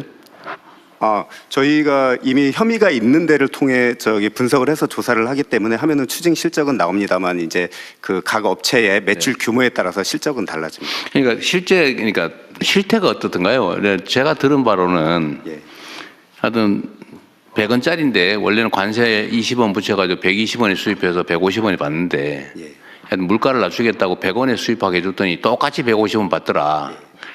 또는 100원에 수입하면 120원에 수입한 다른 업자들보다 20원 차익이 있으니까 이걸 싸게 팔아야 되는데 싸게 팔면 누군가 이익을 보잖아요. 그걸 자기 아는 사람들한테만 그 물건을 싸게 수입한 거를 싸게 주고 그래서 그 사람만 혜택을 보고 그 사람은 다시 정상 일반 가격으로 팔아버리고 이 효과가 없더라. 이런 얘기를 들었는데 실제는 어땠어요? 저희가 조사 사례를 보면은 할당 관세를 해줬으면 그만큼 가격이 내려갔어야 되는데 그렇지 않은 경우들이었습니다. 저희가 조사했던 사례들은 거의 대부분 그러죠. 예. 그러니까 이게 이 제도가 이게 지금 현재 상태 제도상에 문제가 있어요. 그 사후 관리가 안 되니까 이 악덕업자들이 그 할당 관세 이용해 가지고 그 깎아준 관세만큼 자기들이 먹어버린단 말이에요. 네, 그래서 물가를 낮추려고 하는 건데 안 낮춰진다는 거예요. 이게 할당관세 해줬을 때 이걸 연결시켜주는 프로세스가 돼야지만 나중에 그걸 어떻게 제대로 통제할지. 네, 알겠습니다. 차라리 이렇게 될 거면 할당관세 혜택은 일반 수입업자가 아니고 해당되는 뭐 계란 협회에 준다든지 계란 할당관세를 한다면 아니면 계란 협회가 지정하는 데를 해준다든지 뭐 하여튼 그렇게 해야지 일반 업자한테 주면 그 나쁜 짓 할 기회만 만들어주는 거예요. 알겠습니다. 네, 대통령 제도 개선 그거는 제도 보완을 좀 보완책을 만들어 보시고요. 네, 관세청입니다. 그 부분 관련해서 추가로 말씀드리겠습니다. 어디 계시? 예, 카메라 뒤에 있습니다. 카메라 뒤에. 예. 그 할당 관세 지금 말씀 주신 부분을 저희 관세청에서도 원래 그 할당 관세 관련된 그 품목이 수입이 되면은 그 부분을 40일 이내에 반출을 해야 되는데 그 반출 안 하고 그냥 창고에 둔다든지 그런 부분들을 단속했고요. 그리고 또 계란 파동이 있었지 않았습니까? 그래서 미국산 계란이 들여왔을 때 그게 오히려 더 반대로 무단으로 반출되는 그 사전에 그런 경우들도 있고 그 대통령님 말씀하신 그런 할당 관세 자체의 어떤 물량 부분을 그 고의를 가지고 불법으로 하는 부분들도 저희들이 단속을 하고 있습니다. 예를 들어서 특정한 업체 할당 양 자체가 정해지가 있는데 그 부분을 뭐 자회사를 실제로 만들어 가지고 그 자회사가 또 할당을 받아서 전체 물량을 높게 만들어서 다른 업체들이 그 피해를 보는 그런 다양한 부분들을 맞습니다. 행정지도 또는 필요하면 저희들이 검찰에 고발해서 또 형사처벌도 하고 있습니다. 그런 문제에 대한 수사 권한은 누구한테 있어요? 관세청에 있습니다. 수사 권한. 수사 권한은 아까 검찰에 고발한다 그래서 한 말이에요? 예, 저희 관세청에서 기본적인 수사를 하고요. 수사 권한이 있어요? 수사 권한이 있습니다. 특사경에 저희들이 근데 뭐 고발을 해요? 송치하는 거겠지. 예, 송치를 기본적으로 그 수사 입건 단계부터 검찰에 보고를 해서 저희들이 수사를 얘기 자꾸 복잡하게 하지 마시고요. 수사 권한이 있어요. 그런 문제에 대해서?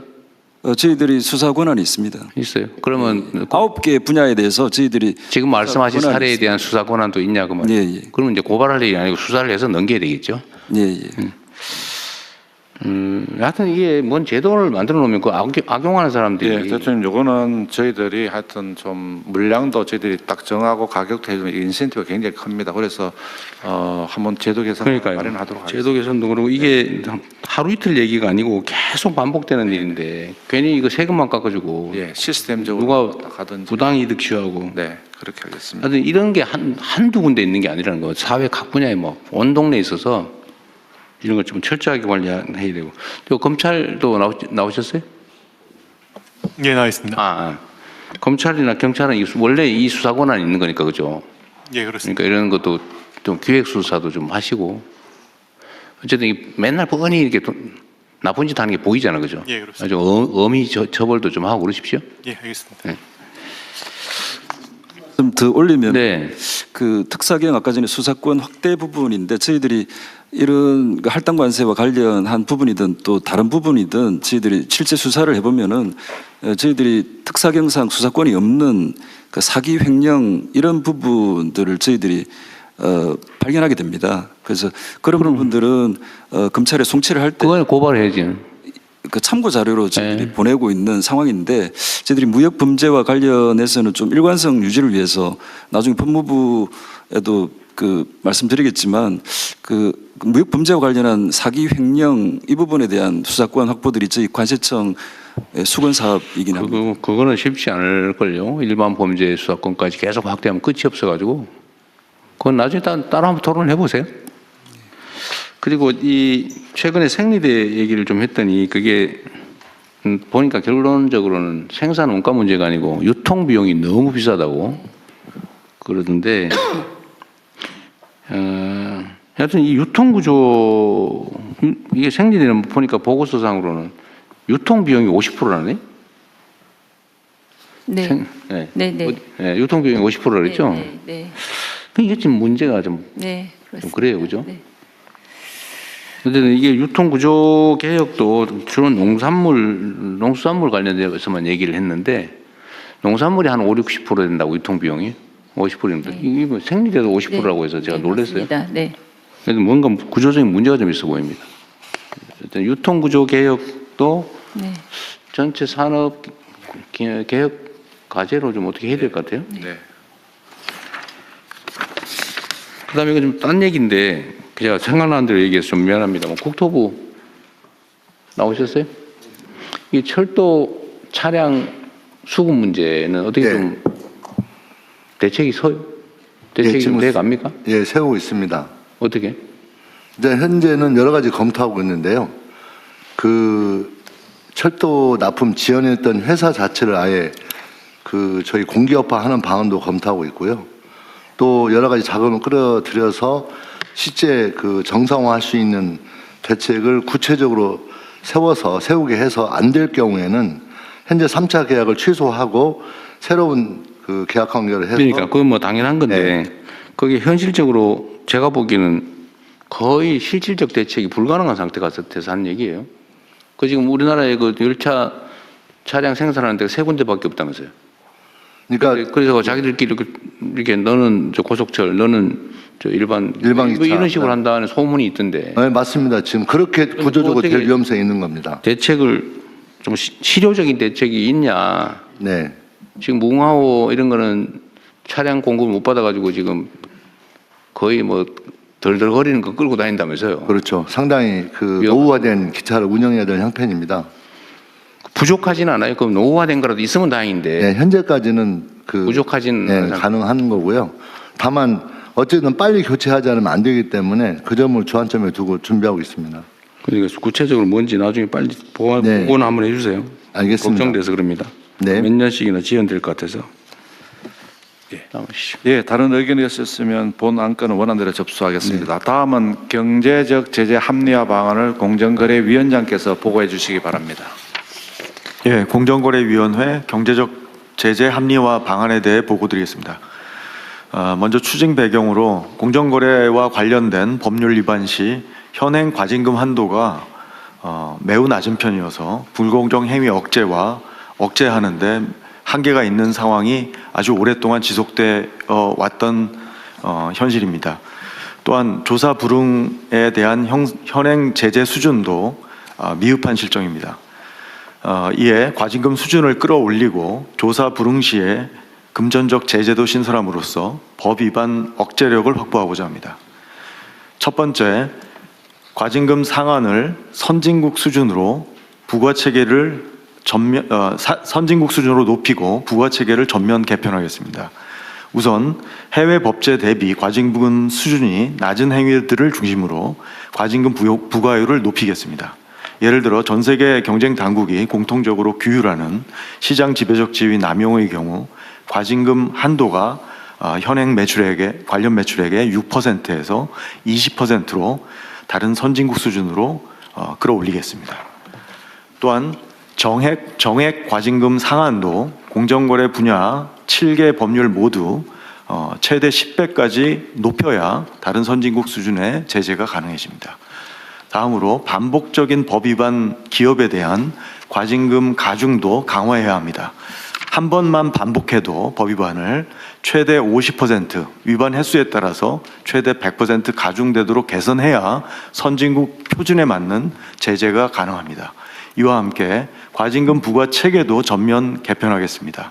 EU, 독일 등과 같이 과징금 부과 시 기업 규모를 반영하는 반응안을 포함해서 근본적인 개선 방안을 연구 용역과 함께 TF 논의를 거쳐 발표하겠습니다.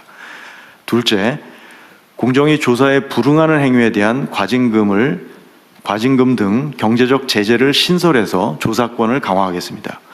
우선 피조사자 업체들이 공정위의 현장 조사, 자료 제출 요구 등에 응해야 하는 의무를 명확히 규정하고 공정위 조사에 불응하는 경우 과징금 및 이행 강제금을 현실적인 수준으로 부과하도록 하겠습니다. 과징금은 연 매출액의 1%까지, 이행 강제금은 일 매출액의 5%까지 부과할 계획입니다. 이처럼 선진국 표준에 맞는 경제적 제재 합리화 그리고 조사권 강화는 시급히 이루어져야 합니다. 과징금 상한 현실화와 조사권 강화는 법률 개정이 필요한 사항이므로 1분기 내에 개정안 발의되도록 추진하겠습니다. 과징금 체계 전면 개편 방안도 연내 확정 발표하도록 추진하겠습니다. 법위반 반복, 중대성 판단 기준 등 고시 개정은 상반기 내에 개정 작업을 완료하도록 하겠습니다. 이상입니다. 뭘 연내에 한다고요? 과징금 상한을 높이는 법률 개정안. 부처의 법을. 예, 법 개정을 연내에 하겠습니다. 지금 이제 공정거래 소관만 이렇게 하고. 네. 이건 최대한 빨리 해야 되겠죠. 예. 다른 부처 그 개정을 목표를 1년으로 삼으면 1년 안에 될 리가 없잖아요. 그것도 왜 그 1년씩이나 걸리는지 잘 모르겠어요. 그래서 1분기 내에 개정안을 발의하고요. 네. 가능하면 빨리 할 수 있도록 하겠습니다. 목표를 1년으로 자꾸 그러지 마시라고요. 목표를 빨리 앞당기도록 하겠습니다. 현실적으로 좀 땡겨서 하시라는 말씀이고요. 지금 이거 정할 수는 없고 다른 부처들도 마찬가지죠. 그리고 저 하나 궁금한 게 있는데 그 1페이지 1의 1, 2의 1의 1 과징금 상한을 상향하는데 지금 현재 예를 들면 시장 지배적 행위 남용 이거를 관련 매출액의 6%가 아니고 6% 이하겠죠. 맞습니다. 이게 상한입니다. 예. 20% 하면 뭐예요? 저 작업해가지고 2%만 하면 그만이지. 예, 그래서 과징금 체계를 바꿔서 상한을 별도 규정으로 둘 수 있는 방법을 고려하고 있습니다. 그러면 아니 제 말은 예. 상한은 하나만 하지 그게 하한을 정하지 않는 한 예. 이게 재량권이 많아지면 그게 재량이 많아지는 만큼 부패 가능성이 높잖아요. 부패 유인이 많아지지 않냐 그 말이에요. 그러니까 적용을 상한에서 멀리하는 이유 중에 하나는 법률에 이 과징금 부과율 상한이 법률 상한이기도 합니다. 그래서 이 상한을 넘어가는 지금 이거를 이제 법률을 고치겠다는 거 아니에요? 맞습니다. 그러니까 6% 이하나 20% 이하나 해놓으면 누군가가 20% 할 수는 있긴 한데 이게 공정거래위 소관은 돈이 걸린 거라서 제가 그러잖아요. 돈이 막이라고. 그래서 고시 개정을 로비, 해서 압박 이런 거 어떻게 견딜 건데? 그래서 해가지고 막 하면 결국은 이 부패 원인이 된다 그 말이에요. 맞습니다. 이거 어떻게 그 대책은 뭐예요? 그래서 고시 개정을 해서 이게 중대성 판단할 때 중대할 경우 그리고 뭐 중간일 경우 경미할 경우 각각 이게 이제 정액이 아니고 비율이기 때문에 예. 위반을 하면 기본적으로 그 금액을 하고 이런 저런 사유가 있으면 깎아주는 걸로 이렇게 해야지. 그게 이제 일본식 방법인데요. 예. 그래서 지금은 이제 저희 안은 지금 뭐 중대할 때 10% 경미 10%에서 시작해서 이제 가중사유 부과해서 올라갈 수는 근데 있는데 그거는 법에다 그렇게 정할 건 아니잖아요. 그건 고시입니다. 그래서 고시 개정 먼저 하려고 합니다. 현재 6% 범위 내에서 그러니까 법 개정 안 되면은 고시 개정을 해서라도 6%가 지금은 이제 3%부터 시작하는 경우가 많은데 더 높은 비율에서 시작합니다. 그러니까 6% 범위 내에서 그렇습니다. 현재는. 예. 근데 너무 손방망이에요. 뭔 방망이라 그러더라고요. 동의합니다. 예. 그래서 공정거래위는 그런 비난을 많이 받잖아요. 그렇습니다. 힘센 데를 상대하니까 예. 조사도 제대로 안 하고 시간 질질 끌어서 몇 년씩 걸리고 다른 기관은 조사도 못하게 막아놓고 그리고 최종적으로 결과가 나와도 뭉기작 그래가지고 뭐 6% 해봐야 실제로 부과하는 건 3%부터 계속 깎아준다면서요.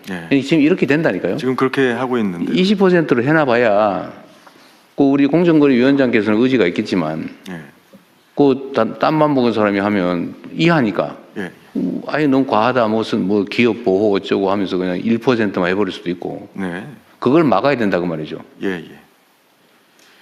너무 쉽게 그냥 상한만 올리면 뭐하냐. 부패 여지만 커진다. 그러니까 하한을 두는 것도 저희가 고려는 해봤는데요. 근데 이제 이 법 위반을 하는 이제 작은 기업들도 있기 때문에 작은 기업은 매출이 작으니까 똑같잖아요. 정액이 아니니까 내가 하는 말이에요. 그럼에도 불구하고 이제 매출이 작더라도 아니 그러니까 그런 걸 좀 자세히 연구를 좀 하시자 그 말이죠. 예, 이게 그렇습니다. 예. 주로는 그 공룡 기업들 이 뭐 조그마한 회사가 이런 거 위반 잘 안 해요. 시장 지배적 지위를 가진 조그마한 기업이 어디 있어요. 그래서 말씀하셨던 것처럼 공룡 기업에게는 그 기업 규모에 따라서 과징금 부과 체계가 다르게 적용되도록 하는 방안이 연구를 좀 위에서 해보십시오. 적용하는 그냥 방안. 상한만 올린다고 능사가 아니다 그 말이에요. 맞습니다. 오히려 공정거래 권한만 커져가지고 소위 정관예우 만들기 더 쉬워져요. 그래서 그런 고민도 좀 해주십시오. 저는 제도를 뭔가 설계할 때는 언제나 악용될 경우를 대비하시라고요. 예. 악용될 경우를. 네, 말씀하신 거 유념해서 네. 잘 설계하도록 하겠습니다. 그리고 이게 과징금하고 과태료하고 정확한 차이가 뭐예요? 혹시 아시는 분 있어요? 대체로 보면은 법제처장입니다. 예, 그 과징금은 이게 굉장히 사안이 중대한 경우이고 고액입니다. 근데 그리고 이제 기업 위주이고, 근데 과태료는 개인 위주이고 좀 적은 사안이고, 금액도 기본법에서는 최대한이 500만 원으로 되어 있습니다. 무슨 기본법? 질서 위반 행위 규제법이라고 있습니다. 예. 과태료는? 예, 과태료는. 그러니까 성격상으로 사실 크게 차이 나는 건 아닙니다. 그래요? 예. 예를 들면은 저 관세청입니다. 예를 들면은 쉽게 그 예를 들어드리면 과징금하고 과태료 차이가 그 제 관세청 소관이긴 한데요. 외국환 거래법 위반했을 때는 그 경미할 경우에는 과태료로 처벌하고요. 그 다음에 이제 그 대무역법 그 산업부 소관이 대무역법을 위반했을 때는 과징금을 부과합니다. 그래서 그렇게 법률에 따라서 과징금과 과태료가 구분돼서 운영되고 있습니다. 뭐 분리되어 있는 건 알겠는데 본질적 개념의 차이가 뭔지 잘 몰라서. 네, 대통령 과징금은 기본적으로 이제 경제적 부당 이득에 대한 환수 개념이고요.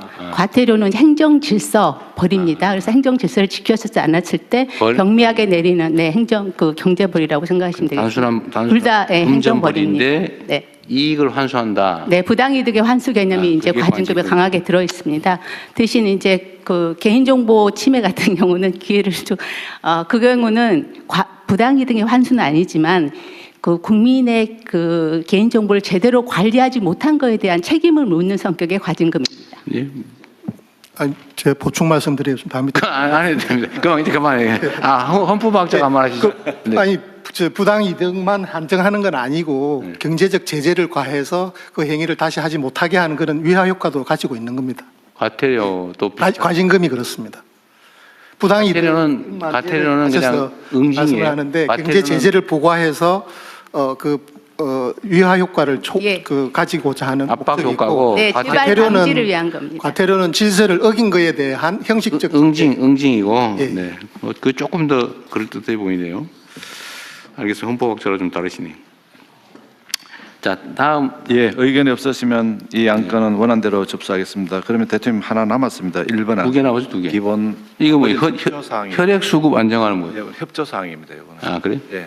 그러면은 기본사회 추진 체계 추진 방향은 요약 간단하게 하시죠. 이거만 길게 얘기할 건 아니고. 예, 행안부 장관님 계획된 대로 준비해서 시행하면 되는 거니까요. 네.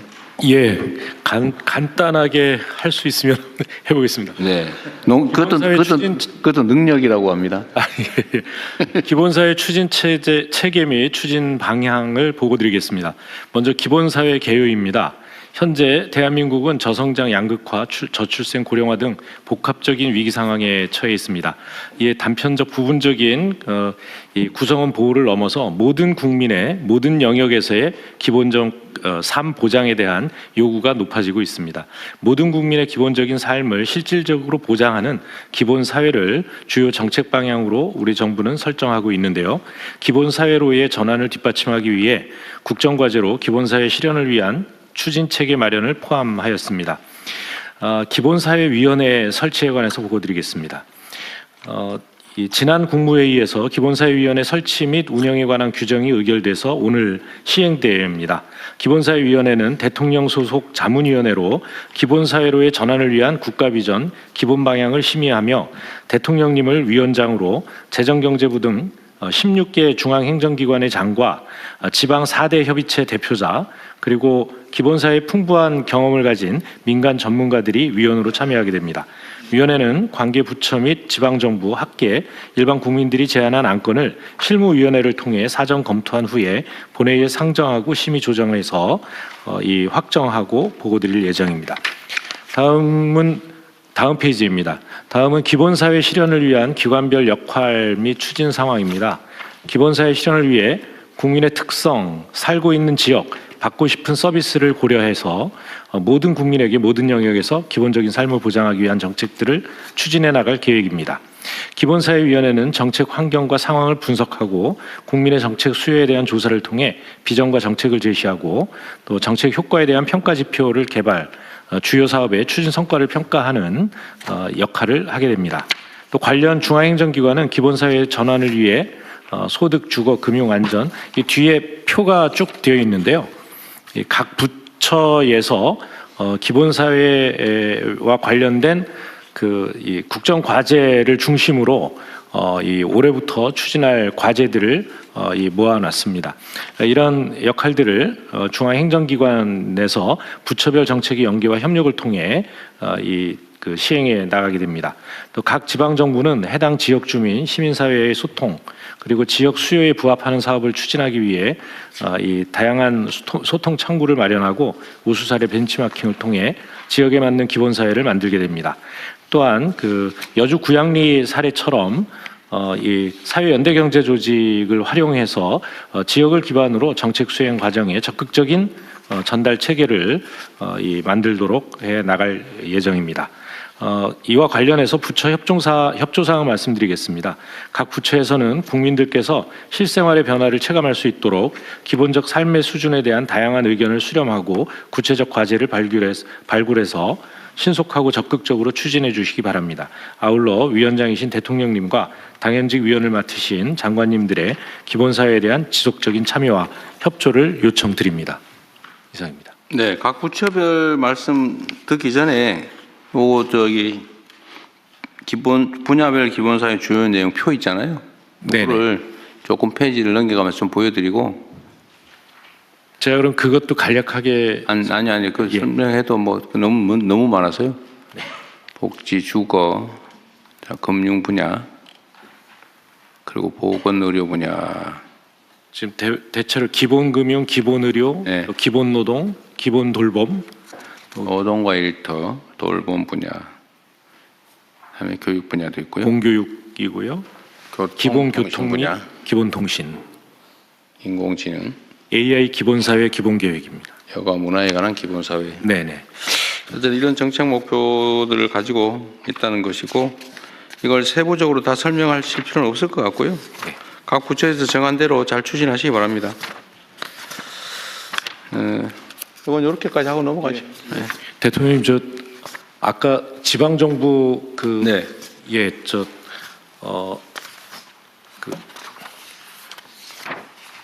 말씀하십시오. 죄송합니다.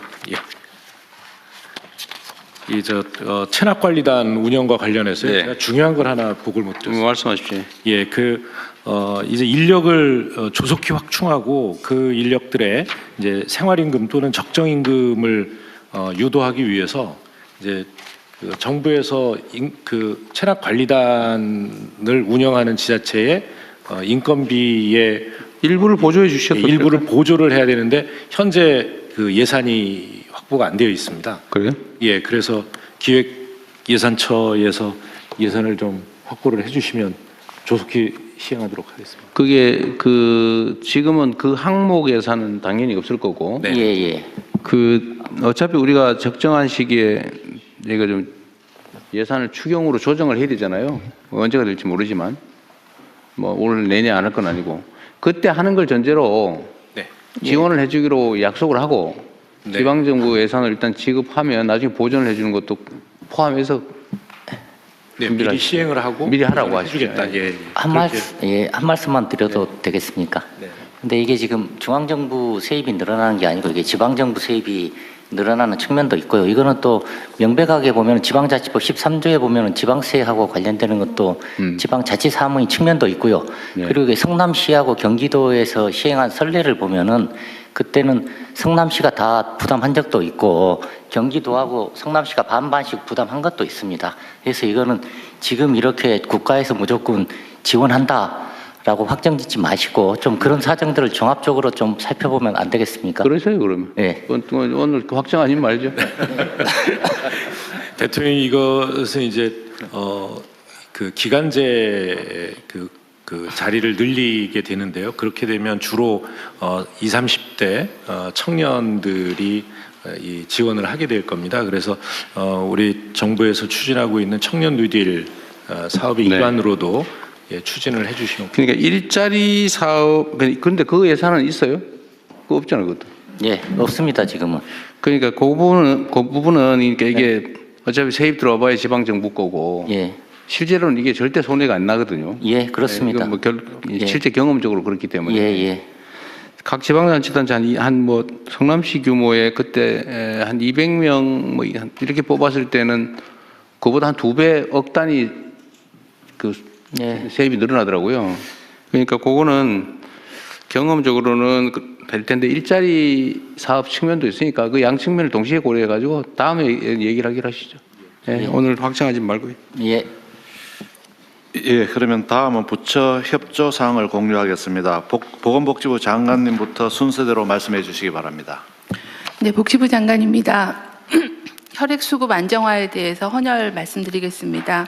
겨울철을 맞아 방학 한파 그리고 독감 유행 등으로 헌혈량이 좀 감소하였습니다. 그래서 현재 그 수혈용 혈액의 안정적인 공급에 좀 어려운 상황입니다. 올해 들어서는 전년보다는 헌혈자가 증가하였으나 최근에 의료가 좀 정상화되면서 혈액 사용량이 늘어나고 있어서 적정 수준 이하를 유지하고 있습니다. 많은 분들이 도움을 주셔서 현재 회복 중입니다. 오늘 기준으로는 4.91분 정도를 보유하고 있지만 설 연휴 전에 충분한 혈액을 확보하는 것이 필요합니다. 국민 여러분들께서는 가까운 헌혈의 집을 방문하셔서 헌혈에 참여해 주시기를 부탁을 드리고 각 부처청에서도 자율적으로 헌혈에 대해서 참여해 주시고 또 소속 산하기관 등에서도 헌혈에 참여할 수 있도록 안내를 해 주시기를 부탁을 드리겠습니다. 이상입니다. 그 복지부 장관님 헌혈하셨어요? 지난주 금요일 날 헌혈의 집을 방문해서 헌혈을 하고요. 두바이 쫀득 쿠키도 받았습니다. 뭘 받았어요? 두바이 쫀득 쿠키도 받았습니다. 많은 젊은 분들이 헌혈하고 계셔서요. 네, 반갑게 인사했습니다. 그래요. 어쨌든 이 솔선수범하는 모습을 좀 보여줘야 될 텐데 그럼 연구를 한번 해보십시오. 네, 그 다음에 네, 산림청입니다. 범정부 봄철 산불 총력 대응에 대한 협조 사항 말씀드리겠습니다. 올해 1월 산불이 작년에 비해 야간 발생 비율이 높다는 특징이 있습니다. 대부분 산불이 산림 밖에서 화재로 전이되어 있는 상황인데요. 작은 불씨가 산불로 이어지지 않도록 모든 국민들의 관심과 함께 관계 부처청과 지방학교가 절실한 상황입니다. 먼저 효과적인 산불 예방 감시를 위해서 농산촌 산불 주요 원인인 소각 산불을 좀 방지하고 지역 주민이 참여해서 산불을 감시할 수 있도록 협조를 요청드립니다. 각 부처청 소관시설 주변에 산불 예방 노력 또한 필요합니다. 최근에 난 산불 중에는 주로 주택 또는 공장 그리고 최근에 난 산불에는 사찰에서도 산불이 야기됐기 때문에 각 부처청의 산불 예방 노력이 필요한 상황입니다. 진화대피 관련해서도 협조 요청 부탁드리고요. 국방부나 소방청, 경찰청 등 관계 부처청에 그동안 많은 협조를 해주셨는데 앞으로도 계속 협조를 부탁드리고요. 안전하고 신속한 대피를 위해서는 산불 피해 위험이 높은 다중이용시설의 대피체계 구축과 함께 TV 자막 방송 및 긴급 재난 문자 송출, 교통 통제 등의 적극 협조 부탁드립니다. 마지막으로 국민 한 분 한 분이 산불 감시원이라는 생각으로 열심히 활동해 주시기를 부탁드리고요. 앞서 말씀드린 것처럼 많은 내용들이 산불 재난 위기관리 표준 매뉴얼에 포함되어 있습니다. 각 부처청과 지방정부, 유관 공공기관에 이미 송부해 드렸습니다. 보다 자세한 내용은 매뉴얼을 확인해 주시고 널리 공유해 주시기 부탁드립니다. 산림청은 작년 봄철과 같은 아픔이 다시는 발생하지 않도록 혼신의 힘을 다해 산불 진화에 총력 대응하고 있습니다. 하지만 산림청 혼자만의 노력으로는 부족한 것이 현실입니다. 모든 중앙행정기관과 지방정부 등 관계기관 또한 예방부터 진화, 대피에 이르기까지 산불 대응 전 과정에 적극 동참해 주시길 다시 한번 간곡히 요청드립니다. 감사합니다. 요새 야간 진압 가능한 헬기를 도입했다고요? 네, 야간의 화선을 확인할 수 있는 헬기가 이제 3대에서 5대로 늘어났고요.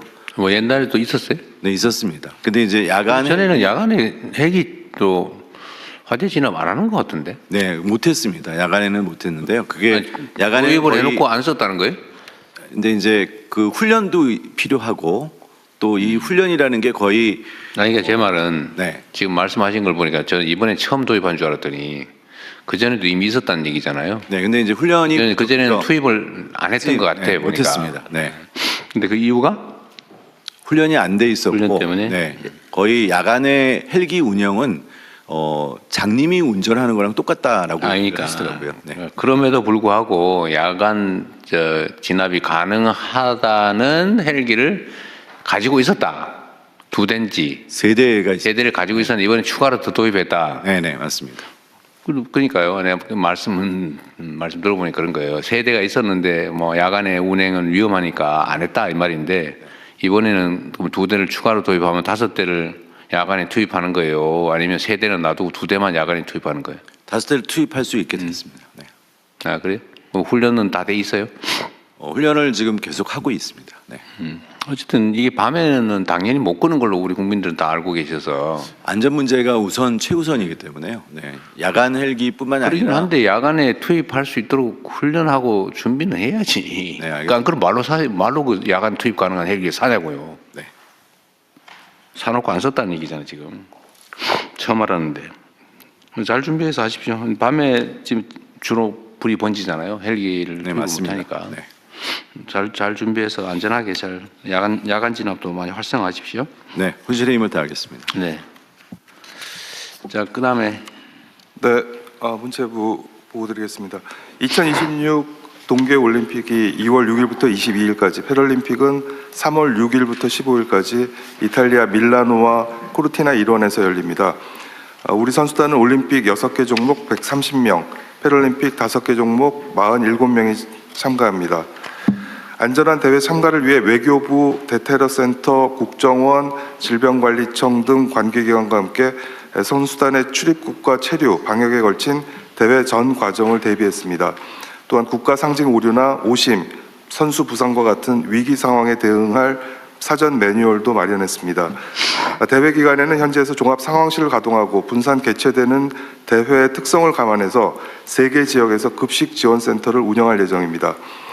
또 밀라노 시내에 코리아 하우스를 설치해서 한국의 K컬처와 관광을 알리고 국제 스포츠 외교 활동을 전개할 예정입니다. 밀라노 동계올림픽과 패럴림픽에 국무위원 여러분들의 각별한 관심을 부탁드립니다. 특히 외교부, 대테러센터, 국정원의 긴밀한 협조를 부탁드립니다. 국민 여러분들께서도 선수들의 열정과 도전에 뜨거운 관심과 응원을 보내주시기를 부탁드립니다. 감사합니다. 여기 누가 응원하러 가요? 네, 저는 개막식 때 가서 챙기고. 장관님이? 네. 근데 요새 이 올림픽은 과거에는 그래도 뭐 국민들이 관심도 있으시고 중계도 좀 하고 뭐 그랬는데 요새는 하나도 모르는 상황 비슷해요. 왜 그랬을까요? 왜 그래 됐을까? 관심이 많습니다. 많도록 할 거고요. 지금 선수들 그동안 정말 땀 흘리면서 열심히 연습했고 기량을 닦았습니다. 그래서 부상 없이 최선의 컨디션으로 좋은 성적. 그러니까 뭐 선수들은 열심히 할 텐데 우리 국내의 관심이 과거에 비해서 많이 떨어진 것 같아서 드리는 말씀입니다. 뭔가 좀 대통령님, 그것은 국민 소득이 올라가면은 좀 관심이 그런 스포츠에서 좀 특히 올림픽 같은 데서 멀어지는 경향이 있습니다. 예를 그래요? 들어서 오스트리아의 경우 동계올림픽 유치를 하려고 다 해놨는데 국민들이 반대해서 안 한 경우도 있었습니다. 그래요? 비슷한 일례로 패럴림픽 같은 경우는 저희가 예전에 선수층도 두껍고 성적도 좋았습니다. 근데 요즘 선수층이 얇아지고 성적도 그렇게 뭐 예전만큼 높지는 않습니다. 일반적 관심이 떨어지고 있는 모양이군요. 그 가장 큰 이유가 장애인 수가 줄어들고 있는 부분도 있습니다. 그래서 네, 장애인 뭐 패럴림픽이 그렇다 치고 일반 올림픽 경기도 어쨌든 관심도나 아니면 이런 많이 떨어지는 것 같아서 그게 소득 수준하고 관계가 있군요. 어쨌든 그렇더라도 어쨌든 국가를 대표해서 선수들이 출전을 하고 그러면 좀 붐업을 조금은 해야 될 것 같은데. 네, 그렇게 해야 될 것 같습니다. 뭐 광고를 좀 하시든지 아니면 뭐 이벤트를 좀 하시든지. 제가 태릉에 있는 선수촌에 가보려고 얼마 전에 했더니 이미 다 이태리 가버렸다고 그러대요. 거의 대부분 떠나버렸다고. 예, 떠난 선수 있고 아직 남아 있는 선수도 있는데요. 지금은 얼마 전에 이제 그 출정식을 했었거든요. 저는 다녀왔습니다. 이거 제가 저번 주인가 저번 주에 한번 가볼까 했더니 이미 대부분 떠났다고. 돌아오면 격려 돌아올 것 같습니다. 대통령님 저 패럴림픽은 좀 늦게 가기 때문에요. 네, 장애인들 한번 격려해 주실까요? 뭐 검토 한번 해보죠. 3월 달이군요. 그 얘기 나온 김에 이번에 기사에서 봤는데 어디 사우디인가 어딘가가 무슨 올림픽을 못 하니까 뭐 딴 데서 개최하자 뭐 그 얘기 뭐예요? 네, 그 사우디에서 반납한 게 있어서요. 언제 거예요? 28년? 네, 28년요. 28년 이제 하계 올림픽인 거죠? 하계 올림 동계 올림픽이에요? 네, 사우디에서 사우디에서 동계 올림픽을 하려고 그랬어요? 네, 네. 동계 올림픽인데 제가 지금 기억하기로는 그래서 시설이나 이게 안 돼서 결국 동계올림픽을 개최할 수 있는 나라는 한정적이거든요. 그래서 이제 저희 베이징하고 저희 쪽으로 연락이 오고 의사가 있는지를 타진하고 뭐 이런. 그래서 어떻게 됐어요? 그거 제가 한번 챙겨보겠습니다. 저희 쪽에서는 조금 난색을 표하는 형태로. 작년 12월인가에 무슨 타진이 왔다는 기사를 봤는데 난 보고를 못 받아서 그 중요한 게 있으면 좀 보고를 좀 하시지. 네네. 그렇게. 지금 무슨 전북 그 얘기는 올림픽 유치한다고 동네에 난리인데 지금 전북은 하계 올림픽이어서 지금 전북에서 일단 입장 정리를 하고 있고요. 아니 그게 이제 그런 파인데 네네. 지금 동계 올림픽이라도 어쨌든 어디 다른 나라에서 하려다 못해서 우리나라에 할 수 있냐고 물어봤으면 그게 중요한 현안인데 그 왜 보고도 안 하고 그렇게 처리된다 잘 모르겠어서 하는 얘기예요. 지금 보니까 장관님도 잘 모르고 계신 것 같은데. 제가 이해하고 있는 거는 너무 촉박한 일정에 저희가 지금 할 수 있는 사정이 아니어서 그냥 저희는 관심이 없다는 정도의 반응을 보였다. 몇 년도 개최인데요? 그게 제가 기억하는 거는 요 다음 올림픽 내년 내후년 4년 후죠. 그러니까 4년 후? 지금 아시안 동계 올림픽으로. 재난본부장입니다. 동계 아시안 게임 아마 올림픽이 아니고 올림픽이 아니고 아시안 네네. 게임. 네, 알겠습니다. 네, 다음 농림부. 예. 네. 농식품부에서 K푸드 수출 거점 제외 공간 선정과 함께 부처의 협조 요청 좀 드리겠습니다. 저희가 그 K푸드 수출 거점 제외 공간 선정한다고 그 공간들의 공문을 좀 보냈더니 공간들에서 43개 공간을 신청을 해주셨어요. 그래서 그래요? 예, 적극적으로 협조를 해주셔서 감사드리고 외교부에서도 잘 도와주셔서 그 시장의 특성하고 공간 전문성 고려해서 30개소 선정을 하였습니다. 그래서 앞으로 이 30개소 제외 공간 중심으로 해서 민간 협의체도 구성을 할 것이고 우리 기업들이 수출하는데 각종 지원과 함께 현지에서 마케팅에도 우리 제휴 공간들이 중점적으로 참여할 수 있도록 그렇게 하려고 합니다. 그래서 그 부처별로 좀 도와주셔야 하는 게 특히 외교부 장관이 많이 도와주셔야 되는데 공간 내에 K푸드 담당관 임무를 부여할 필요가 있습니다. 누가 담당하는지가 명확해야 할 것이거든요. 그런데 저희 농무관이 6개소밖에 없기 때문에 좀 다른 부처에서 나간 그 분들이 담당관 역할을 좀 해주실 필요도 있기 때문에 이 부분 좀 도와주시면 좋겠고 K푸드 홍보를 K푸드 단독으로 하는 것보다는 사실은 우리 문화, 뷰티, 패션 다 같이 하는 게 좋습니다. 그래서 제가 듣기로는 싱가포르 대사관에서 처음으로 K 라운지라는 형태로 우리 K푸드 홍보할 수 있는 그 장소를 이번 주에 연다고 합니다. 그래서 다른 공간에도 좀 이런 사례를 알리도록 하겠습니다. 그리고 우리 수출 기업들이 그 짝퉁 상품 때문에 굉장히 고민을 많이 하거든요. 그래서 앞으로는 지재권을 그 나라에 출원하고 등록하는 거, 그리고 또 위법약품이 발생했을 때 단속을 강화하는 것도 우리 제휴공간에서 협조를 적극적으로 해주시기를 요청을 드리겠습니다. 네, 이상입니다. 이게 이제 인력을 각 분야별로 다 충원하는 것은 너무 조직이 방만해질 가능성이 있고, 지금 K푸드뿐만 아니라 뭐 화장품도 해야 되고 K뷰티도 해야 되고, 예를 들면 자동차도 팔아야 되고 문화 수출도 해야 되고 하자면 엄청나게 많은데, 그거는 일종의 종합상사 관리하듯이 해야지 특정 분야별로 이렇게 하면 인력이 너무 많아져서 안 될 것 같아요. 근데 그 방법을 좀 찾아보시죠. 네, 주재관이 여러 가지 영역의 일을 다 할 수 있도록 이미 하고 있는데, 지금 말씀하신 농림부에서 말씀하신 것은 특별히 좀 지시를 해보겠습니다. 그리고 농림부에서 사실은 매뉴얼을 만들든지 무슨 일이 필요하다, 예. 어느 지역은 뭐가 필요하다 라고 정리해서 보내면 거기서 단순 집행을 하게 이렇게 해야지, 거기서 네가 알아서 전문적으로 다 연구해서 이러면 안 될 것 같아요. 각 부처들도 다 마찬가지입니다. 문화 분야든 산업 분야든. 그렇죠? 네. 다음은 외교부 장관. 네.